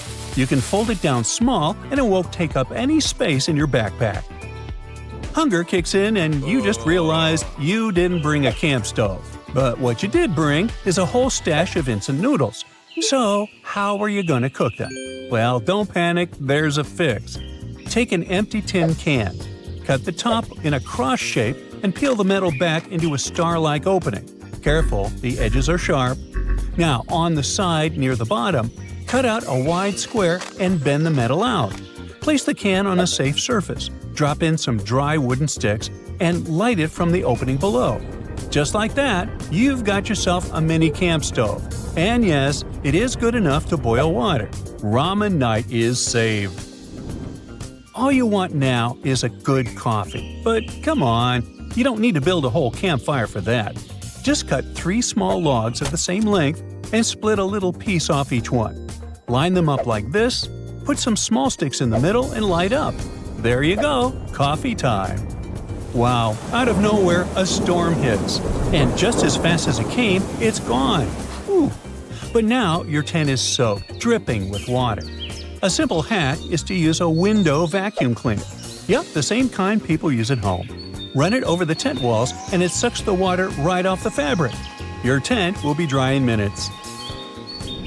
It's finally time to sleep, but then mosquitoes are everywhere. 1 bite, 2 bites, now you're scratching all over. Nope, not tonight. Grab a soda can and punch a few small holes in it. Next step, check the trees around you and look for chaga mushrooms. The dried brown inside works like fire starter gold.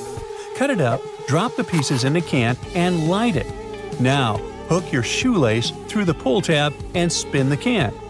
As soon as smoke starts coming out, those mosquitoes will finally leave you alone. One quick note though, don't breathe in the smoke directly, and be careful when spinning a hot can, as little sparks might fly out. And here's another clever fire starter, reusing stuff from home.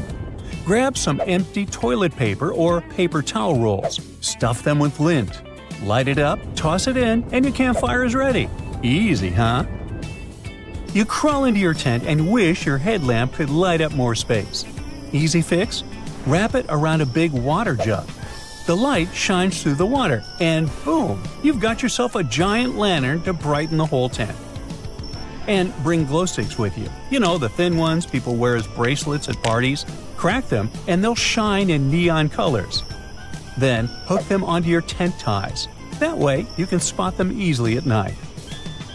Falling asleep isn't easy, because you keep worrying someone strange might come in during the night. But there's a simple way to feel safer. All you need is a carabiner. Clip it through the 2 zippers inside your tent. Great. Now anyone trying to open it from the outside won't get in, at least not so easily. And if you are camping alone, here's an extra tip. Sit out 2 chairs by the campfire.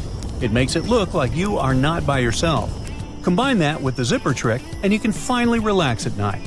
So, close your eyes, breathe in the fresh air, and enjoy the wild without the worry.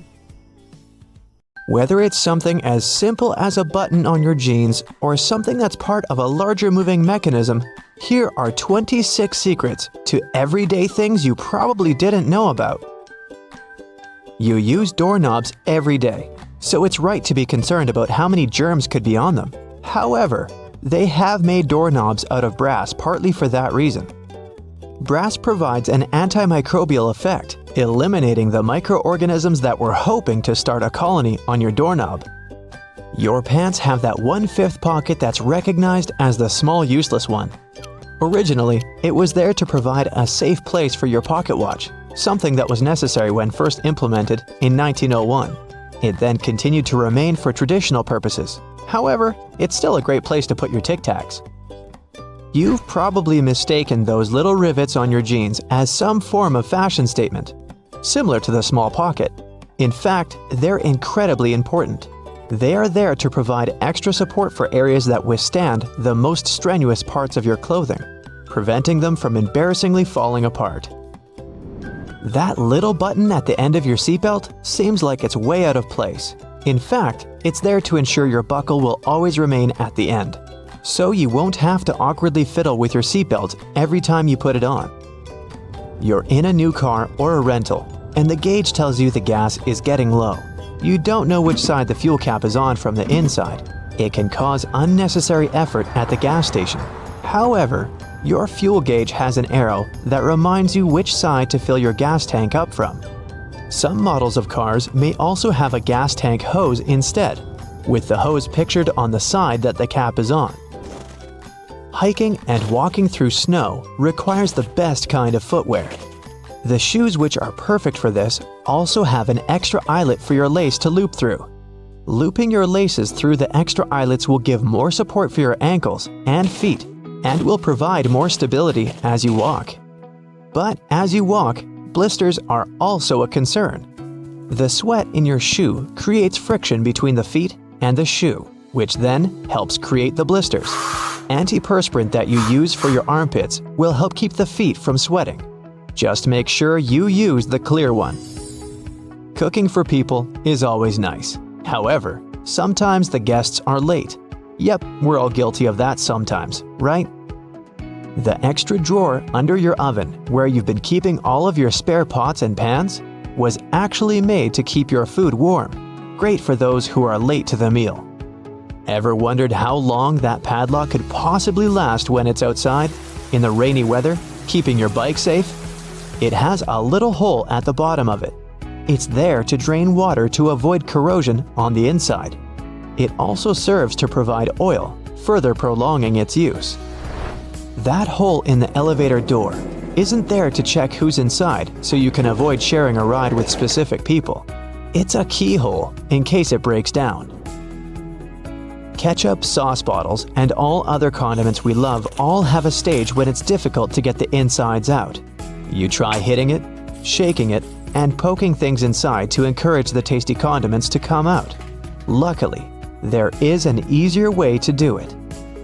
The label at the top suggests where to tap the bottle. The sauce will come out easier and smoother, allowing gravity to take the place of frustration. The purpose of wooden coat hangers is to help repel pesky insects and avoid fungal growth that eats away at your clothing. As it's made of cedar wood, it contains oils that have insecticidal and fungicidal properties and were used as far back as the ancient Egyptians, although they used it for other purposes. We've all been trained and tested at the art of typing and know the correct way to use a keyboard. But you may not have noticed that the F and J keys have a small ridge at the bottom. They're there to help you find your correct starting place with your fingers on the keyboard, without having to look down. If you've been lucky enough to get the window seat on the plane, you would have noticed that little hole at the bottom of the window. It helps with the air pressure on the plane. The window itself is made from acrylic and isn't actually glass, which saves it from fogging up so you can see the scenery on your journey. The windows on planes were originally square. However, they would continuously break from the constant changes in pressure. Round windows are able to evenly distribute the pressure, ensuring you'll have a pleasant journey without falling out. For all you Nintendo Switch players, those who have tried to taste your cartridges will notice they have a bitter taste. The manufacturers added it intentionally, as the Switch's cartridge size is very small and it might be a hazard for the youngest players that have a tendency to put things in their mouth that they shouldn't. So the bitter taste made from denatonium benzoate ensures that they won't be tasted for too long. Cosmetics containers that are filled with products used for your skin have a secret number on them. This is to help inform you how long the product will be usable, ensuring it doesn't cause the reverse effect by damaging your skin instead. Pen lids have a hole at the end of them. It's not there to help your pen breathe and boost performance, but it's there to help you breathe, just in case while you're sitting in class or at work and you're chewing on your lid and just happen to swallow it. You can be rest assured if it's stuck, the pen makers were thinking of you. When you're traveling by car or any other form of ground transportation and you're trying to drink your favorite pop from a straw, you'll find it quite difficult to do at times. Simply turn the tab on the can around so that your straw easily fits inside, making it easier to drink out of. There are always spare buttons when buying new clothes, along with a little bit of fabric.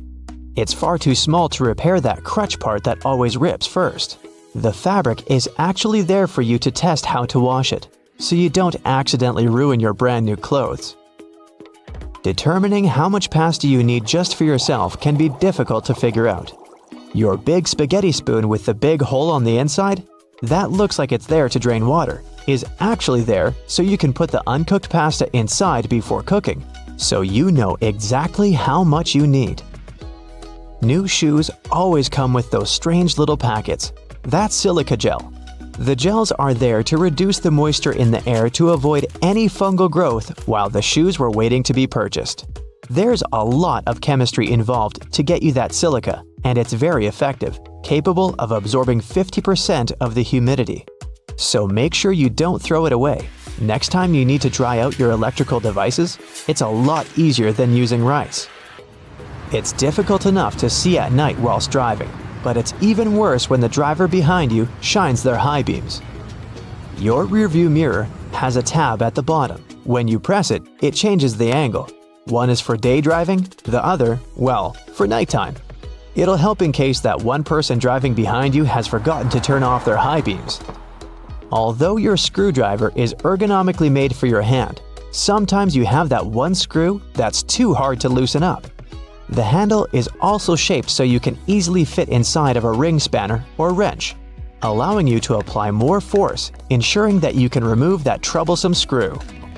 The skirt part on an escalator seems like a good spot to get your foot stuck, but in reality, those long brushes poking out aren't there to give you an extra shine on your shoes, but for safety precautions, to minimize the risk of trapping objects between the steps and the side of the escalator. Now, how many functioning razor blades have you thrown out because they got oxidated and rusty? Ew. And how much usable toilet paper have you wasted because you didn't know any better? Luckily, that can change if you follow some simple tips.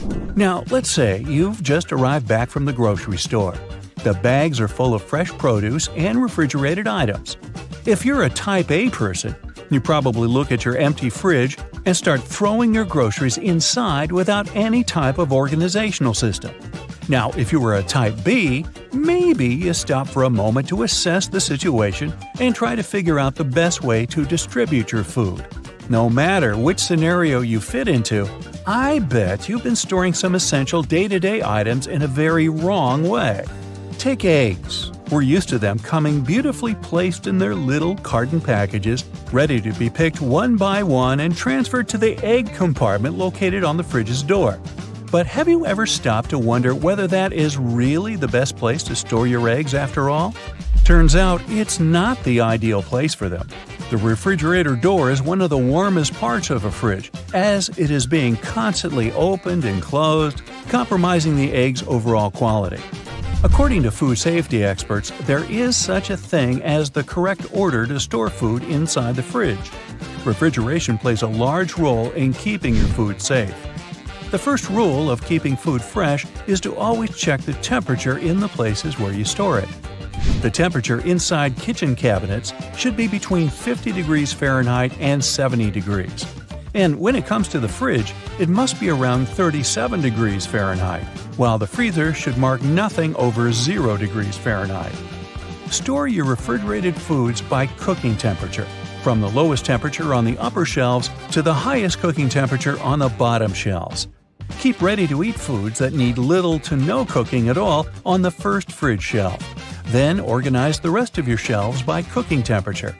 In this scenario, eggs would go on the third or fourth shelf, as they cook between 145 and 155 degrees Fahrenheit. Now bread.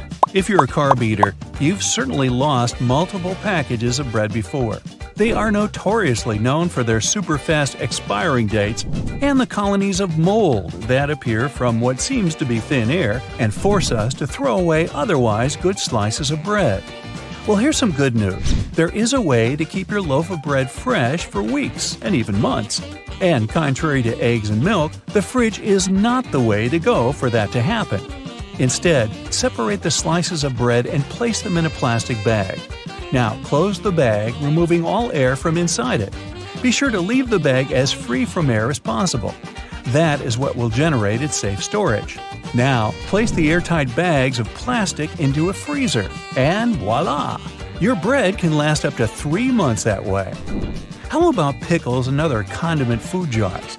In order to make them last longer, store them upside down, as that will prevent mold growth. And yes, you can keep these ones on your fridge's door. There's no problem with that.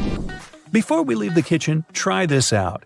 Whenever you buy a new nonstick saucepan, season it before actually cooking anything on it. First, you'll need oil. Rub on the edges of your pan and place it inside the stove for about 60 seconds. Let it absorb the heat, then remove the pan from the stove and let it cool down. Wipe off the excess oil, and there you have it.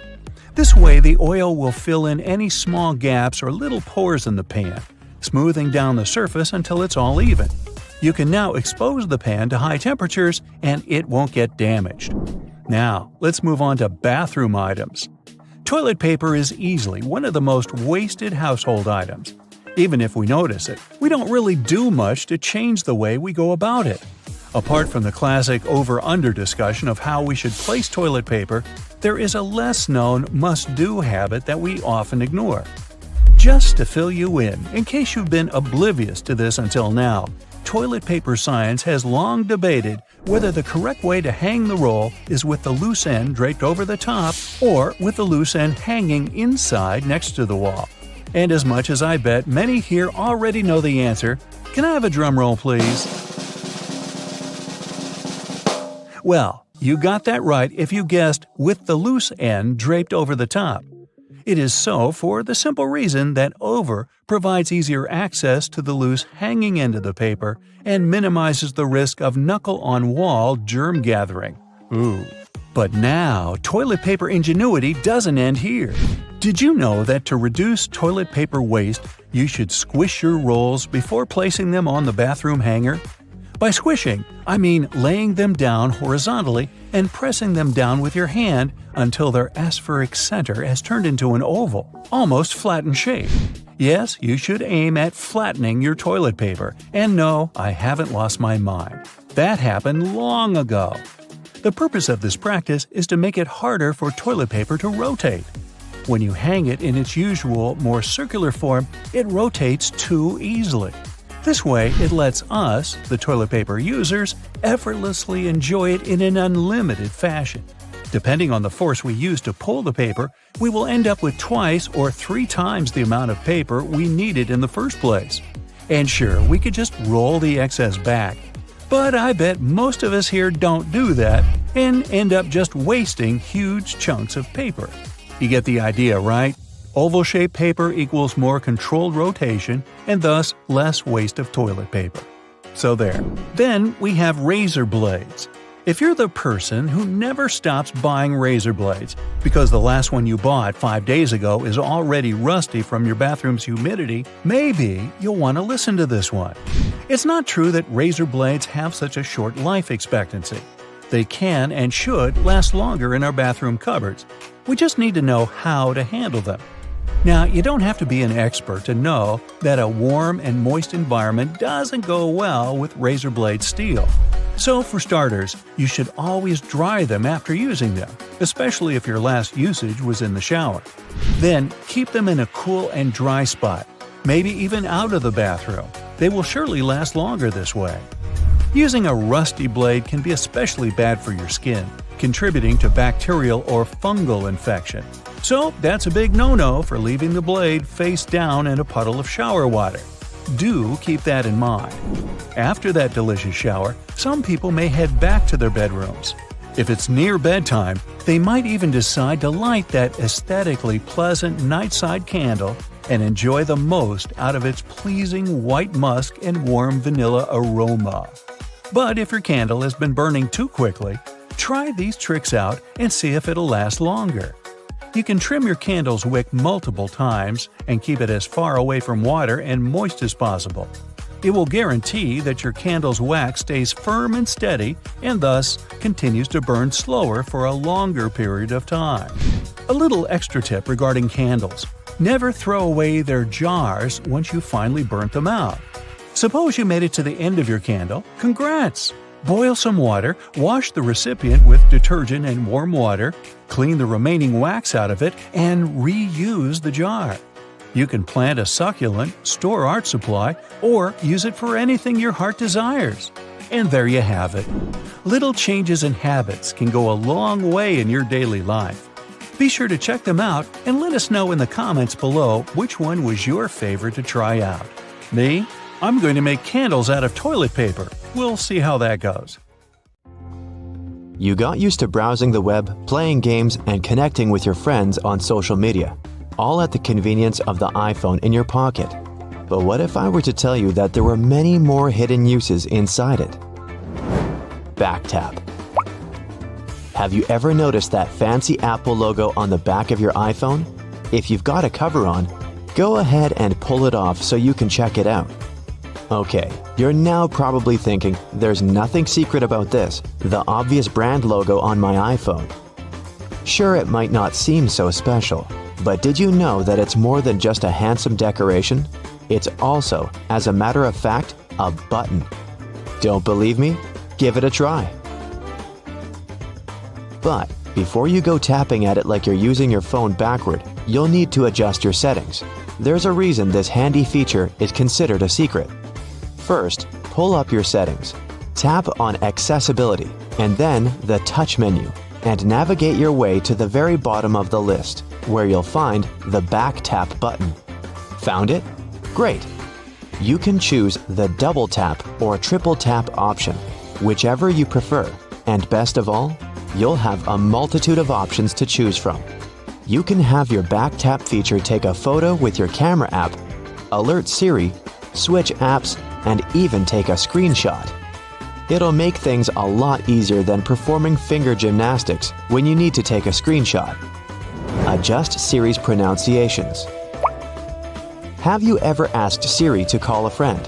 Maybe you've said, Siri, call Hermione, only for Siri to comply with calling Hermione. Okay, you may not have Harry Potter's best friend in your contacts list, but we can all agree it's not the easiest name to pronounce. Siri might be one of the most intelligent digital assistants in the smartphone game, and sometimes a bit of a smarty pants. But iPhone's companion can often struggle to pronounce even the most common names. If this bothers you, then you'd be delighted to hear you can actually correct Siri's pronunciations. The simplest way is to catch Siri in the act and say, "That's not how you pronounce."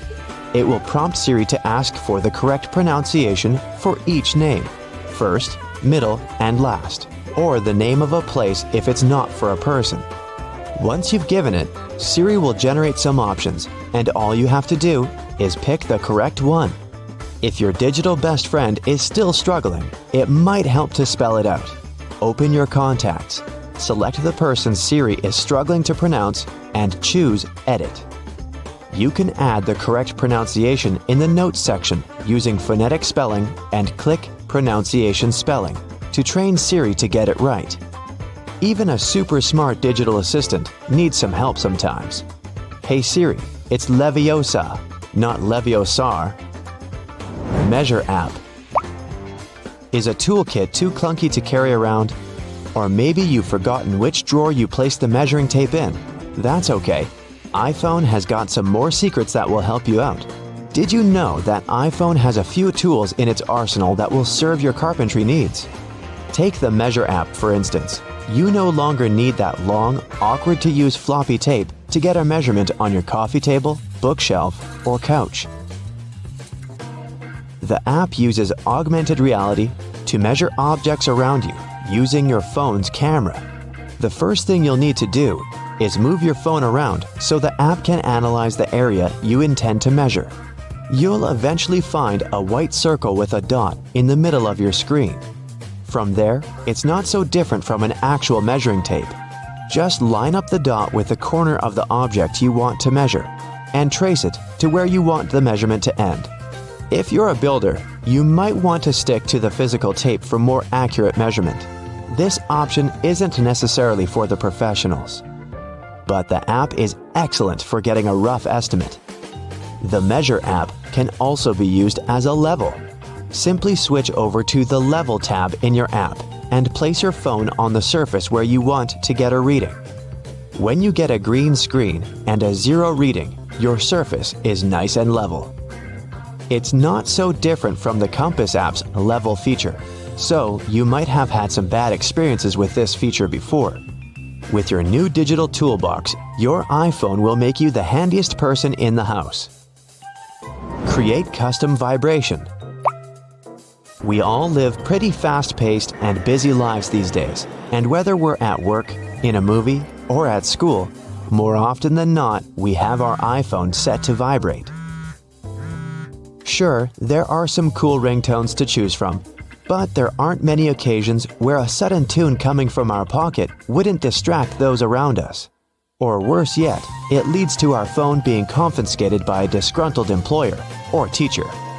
Luckily, there are plenty of vibration options to choose from. You probably have various ones for different occasions and different contacts. None of those settings quite your jam? Apple has a solution to this too. Another hidden feature in the iPhone is creating a custom vibration for your alerts. If you want to feel the beat to your favorite song when your best friend calls or texts, or when it's time to wake up in the morning, you create that pattern on your iPhone. Once again, you'll need to go into those handy settings, then in Sound and Haptics, choose the tone you'd like to customize. Tap Vibration. Then, Create New Vibration. The next step is to create those sweet vibrations like a soundless DJ by tapping your finger on the screen until you have the silent rhythm you're happy with. Now you've got a vibrate option to your liking. It might even make the early morning wake-up calls just a little more pleasant. Just like the Beach Boys, you'll be picking up good vibrations. Trackpad. With smartphones, we no longer need two hands to use a keyboard. All you need is one good thumb. Yet, it can still prove a little tedious sometimes as typos are easy to make, and all your characters can't fit all at once on that cramped keyboard at the bottom of your phone screen. You might be typing out a long body of text, only to realize you left out the R out of the word drive a few sentences back, which might give your friends the wrong idea about what you're doing. It can be a fiddly task to fix it, and it's often easiest to delete the entire word and write it all over again. Or so it may seem. If you're a stickler for good grammar in your text messages, you might want to shift your keyboard into trackpad mode for easier editing. That's right, another hidden gem on your iPhone. It's easy to access too. All you have to do is hold your finger on the space bar. All the other keys will gray out, and you'll be able to move the cursor to wherever it needs to go. Then, lift your finger off the spacebar to continue typing. Another tedium to writing on that tiny iPhone keyboard is shifting tabs to use numbers and symbols. It may not seem like much, but it's sure to be a little frustrating when you have to jump back and forth multiple times in the same message. However, There is another hidden feature in your iPhone's keyboard that will alleviate this. Hold it down instead of tapping on the numeric 1, 2, 3 tab, and it will bring up the Numbers and Symbols tab. As long as you're holding it, the tab will remain open to pick your character, and releasing will return you to letters. Soon, you'll be fast enough to write a novel on your smartphone. Did you ever tie a string between two plastic cups so you could talk to your friend from opposite ends of your home? It may have seemed pretty cool at the time, but that plastic cup couldn't tell you the weather or let you send an email, right? Indeed, we've come a long way since the string telephone. In fact, can you even imagine life before smartphones? They have become almost like our clothes or the shoes we walk in. It's almost our consistent accessory. Now you know some of these handy secrets, and you'll be an iPhone Pro. However, if these secrets aren't for you, there's always the string telephone. At least it won't run out of charge. We know how much homeowners love to make their houses picture perfect. It can soon become a struggle, though, once you try to flatten out those pesky corners of a new rug. But there is one genius trick that can help. Just plop a few ice cubes and a heavy object on the corner, and voila! Flat rug. No more tripping over the rolled up edges. Sitting in your car, frozen and grumpy, watching your windows slowly defrost is about as fun as watching paint dry. And let's not forget the disaster that is wiping the mist off the inside. But hey, if you don't want to risk getting slapped with a fine, you better give this funky demisting trick a try. People have tried it all, but apparently it was the cat litter that won the condensation game. Just grab an old sock or pair of tights, fill them up with cat litter, tie it up, and plop it under your car's windows. It's so effective that it should do the trick in just 10 minutes. The cat litter works by absorbing the moisture in the air. Cleaning our stoves ain't fun either, let's be honest. But fear not, because one cleaning guru on TikTok has come to the rescue with a genius trick that'll make cleaning your stove a breeze. All you need is some oven spray, cling film, and a lot of patience. Start by spraying some cleaning product on the stove. Then cover the whole thing in cling film. Here's where your patience will be needed. You'll have to wait a whole day for the cleaning product to work its magic. But trust me, once you remove that cling film, the stains will have melted off. That leftover mess on your stove can be scrubbed off easily now. Finish the job using a regular cloth for the rest of the grind. It's time you forget about fancy schmancy car trash cans. Why waste your money on those when you can repurpose a plastic cereal container? It's small enough to fit in your car, and the flip-top opening means your trash won't go flying all over the place when you take sharp turns. Plus, just line it with a plastic grocery bag, and you're ready to go. Feel like your feet need a bit of pampering? You can skip the expensive spa day at your local salon. All you need is a sanitary pad, some toothpaste, and baking soda. Mix the toothpaste with the baking soda powder and spread it evenly on the pad. Place it on the soles of your feet and slip a sock on so it's nice and snuggly. The pad should keep the mixture and moisture in so you don't make a mess all over your house. After an hour or two, rinse off the toothpaste mixture with plenty of water. You'll notice how soft the soles of your feet have become. For that extra step, add some moisturizer too. Those trusty sanitary pads can be used for all sorts of stuff around your house too, like for freshening up your drawers. Just spritz some perfume on a pad. Place it next to your clothes of choice and voila! Your gym clothes, for example, will smell like a fragrant bouquet. And don't forget to throw one in your gym bag too. Oh boy, time to give those lampshades the love they deserve. Grab a trusty lint roller and watch in amazement as you unveil a whole new world of colors underneath that forever dust. Who knew your lampshades were secretly chameleon? Say goodbye to dog hair and hello to your new household best friend, the rubber squeegee brush. This bad boy can snatch up so much fur from your carpet that you'll be wondering if you even own a pet. Just stroke it short and quick over your rug and watch it unleash a furry storm. And if you're wondering about your hardwood floors, fear not. The rubber bristles work like magic to create one giant fur ball. Save yourself from cleaning cabinets and furniture tops by hooking them up with fashionable hats. They're made out of wax paper or paper bags. The dirt and grease will stick to your new accessories, and when it's time for a new look, just swap them out every few months. You know that feeling when you finally peel off a bumper sticker or parking permit, but then you're left with a sticky mess? There's a simple solution though. Slap a wet piece of newspaper on top of that gunk and let it marinate for 15 minutes. Then poof, the glue will be as soft as a fluffy cloud and you can wipe it away with ease. If your dishwasher is stinking up your kitchen, it's time to get your detective hat on. Check that filter for any leftovers lurking in there. Then add a splash of vinegar to your next hot wash cycle.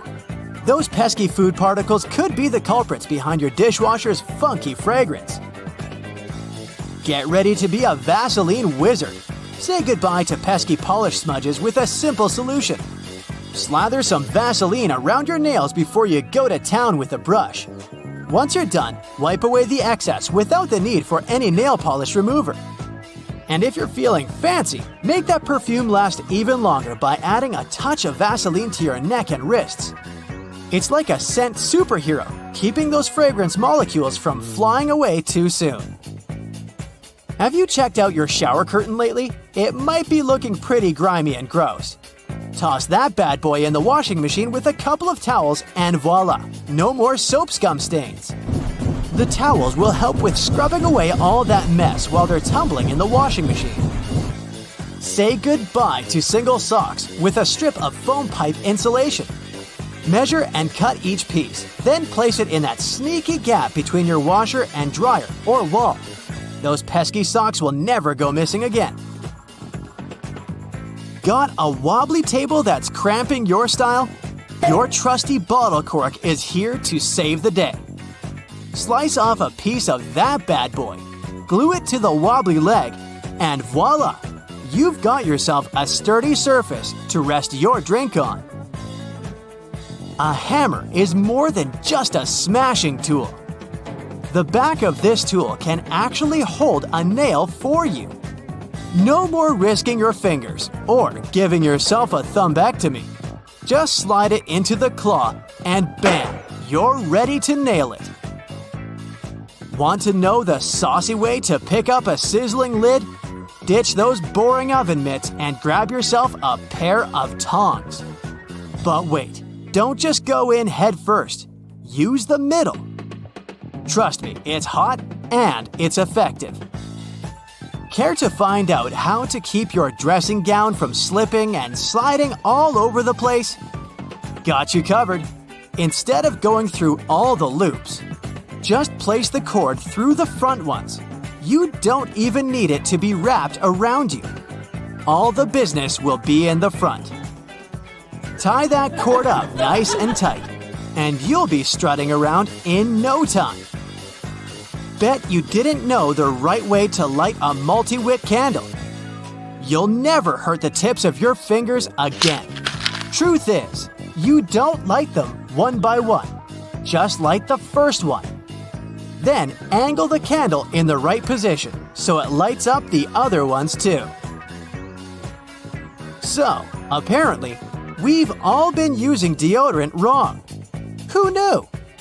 You're supposed to lather that stuff on before going to bed. That's because our underarms are supposed to soak it in overnight for maximum effectiveness. I'm here to save you from the USB struggle bus. You know that symbol on the cord? Yeah, it's not just there for decoration. Align the seam with the opposite edge of the tongue, and voila! You're in business. No more flipping it upside down and sideways like a crazy person. Thank me later. Ignoring fast charge. There's a rumor going that fast charge can reduce your battery life. Moreover, it generates more heat than normal charge, which is bad for the battery. Well, it may be partly true, but the most important thing about fast charge is that it doesn't give your phone more energy than it can consume. As for heat, it can be hardly avoided even if you charge your device the regular way. But it's still not recommended to use fast charge all the time. High voltage and constant overheating may harm your gadget. Letting your phone go to 0% charge. Draining the phone completely and then recharging it back to 100% is definitely not an option.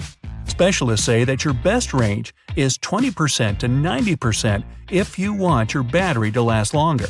If you let the battery go to zero all the time and then juice it up, you can damage the inside materials, and it can even cause battery corrosion. Using random chargers. It's not true that all the chargers are the same. The best thing you can do to your phone is to provide it with the original charger. True, some generic Apple cable or adapter may seem as good as the original one, and even the charging time might be almost similar, but it may have different voltage. This can potentially damage your gadget. Plus, generic chargers usually don't include any protection from power surges. Charging your phones in cafes or other public places. First, you never know whether the plug is faulty or if the voltage is right. Second, juice jacking is a huge issue in public places. If you do need to charge a phone in a public place, the last thing you want to do is use a USB port. Someone can steal your personal data through it. Plus, sometimes the port capabilities are not powerful enough anyways. Going out without a power bank. That's one thing you don't want to leave at home. Power banks are much safer than any public hub. Just make sure the amperage is right. Most modern smartphones charge at 2.1 amps, and most power banks have a range of 2.1 to 2.4 amps, which is totally okay. Check if the phone's not too hot while charging. The hotter the battery, the less effective the charging is. Use charge-saving apps. Some of us do that to stay away from the plug as long as possible. Unfortunately, these apps do nothing but consume even more energy and aggressively shut down other apps. Most apps don't eat up battery when in the background, while battery-saving ones actually do. Only active processes, such as GPS or background music, really drain the battery whether you use them or not. You can restrict background apps yourself in the settings. Charging the phone in the car. Cars usually have less electricity than any phone actually needs to charge. The USB ports are low power there, so your gadget might swallow up the power much faster than the port can handle.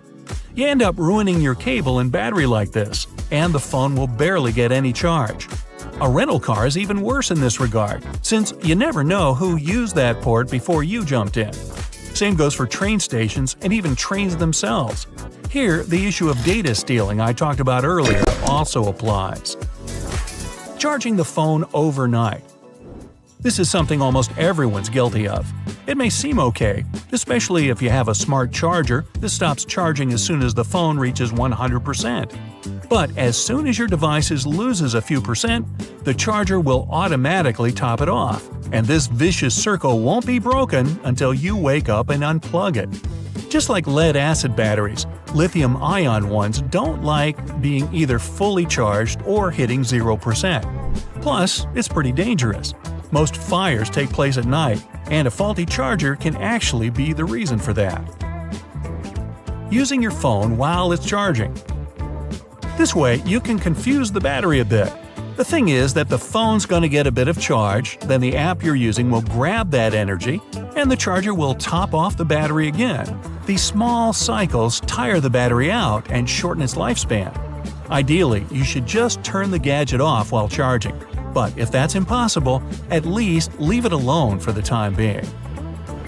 Leaving the phone cover on while charging.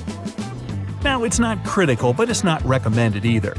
The cover traps in the heat, making the whole charging process way less effective. You shouldn't leave your phone under the pillow for the same reason. If you get super unlucky, it can also catch fire, and now you're having a hot dream. If you just can't fall asleep without your phone, set a timer for the media and preferably put it on the bedside table. If you want to reduce heating, turn on the airplane mode and bring your screen brightness to a minimum while charging.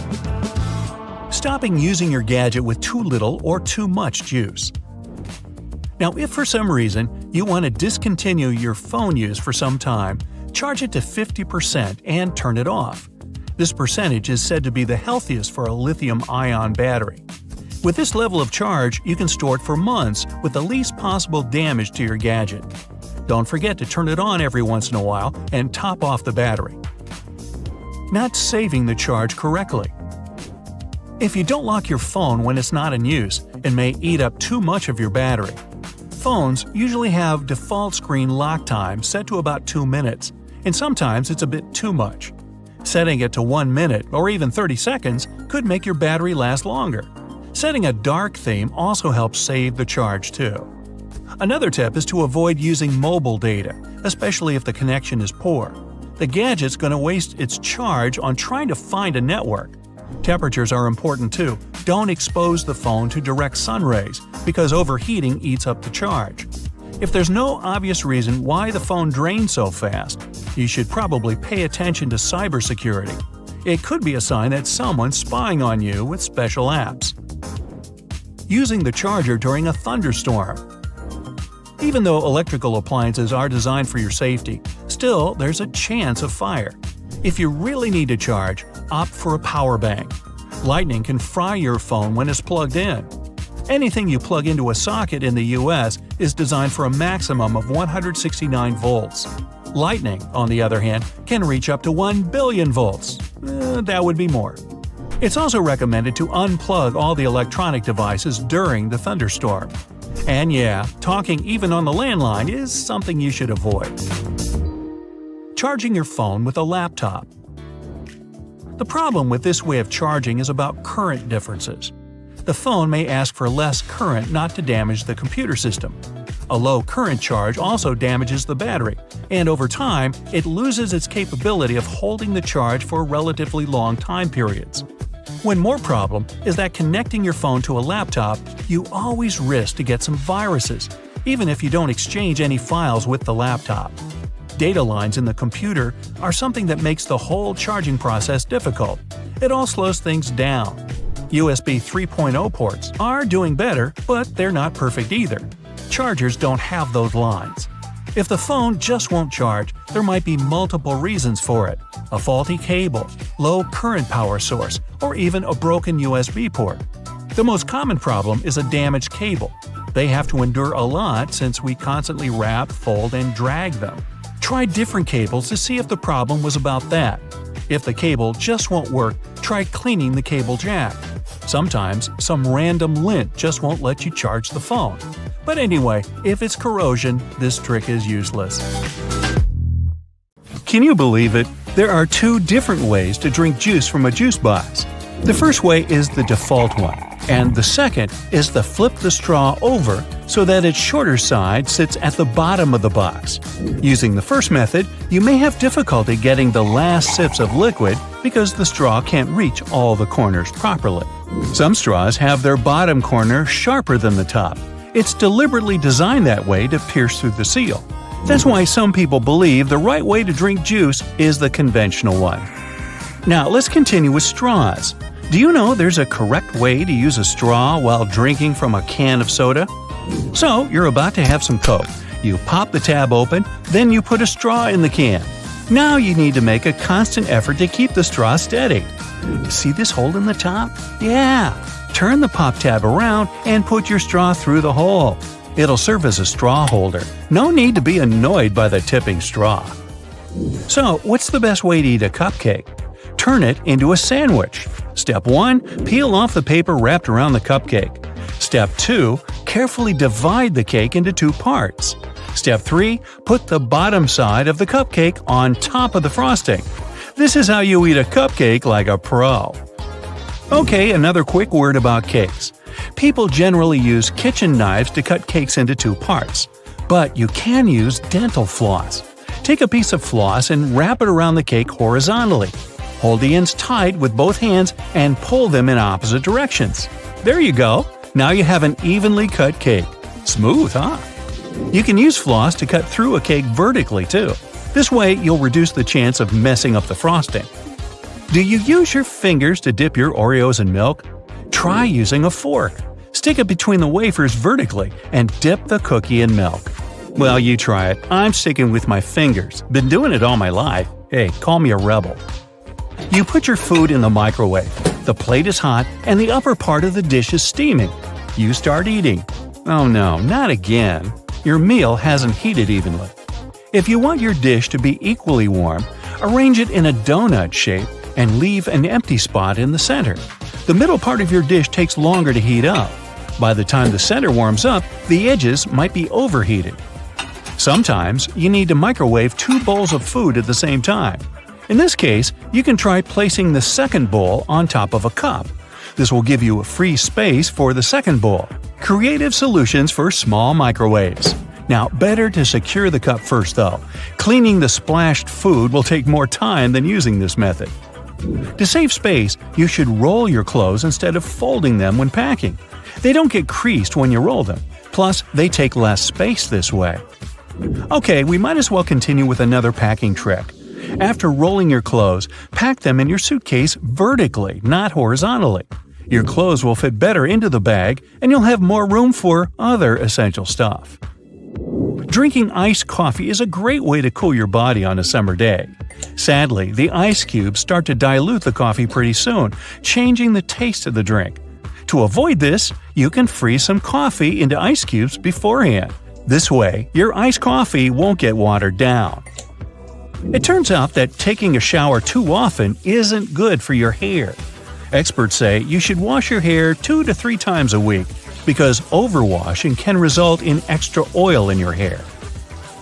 Do you know there's a correct way to fit salami on a toast properly? Yeah, there's a geometry problem. Toast bread is square, but salami is mostly round. You can, of course, do it in a traditional way, by putting 2 slices next to each other. But then the edges of your sandwich won't have any filling. All you need to do is to cut the slices in half. Next, you line the straight pieces with the sides of the toast.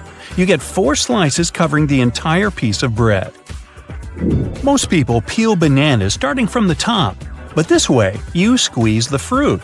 The best way to peel a banana is to start from the bottom. Hey, take a closer look at monkeys. Apparently, they figured this out a long time ago. Do you want to have more space in the closet where you store your cleaning supplies? Then this one is for you. You can hang spray bottles on a clothing rod. It's convenient. You can find those rods online or in stores. This way, you'll keep your cleaning sprays organized.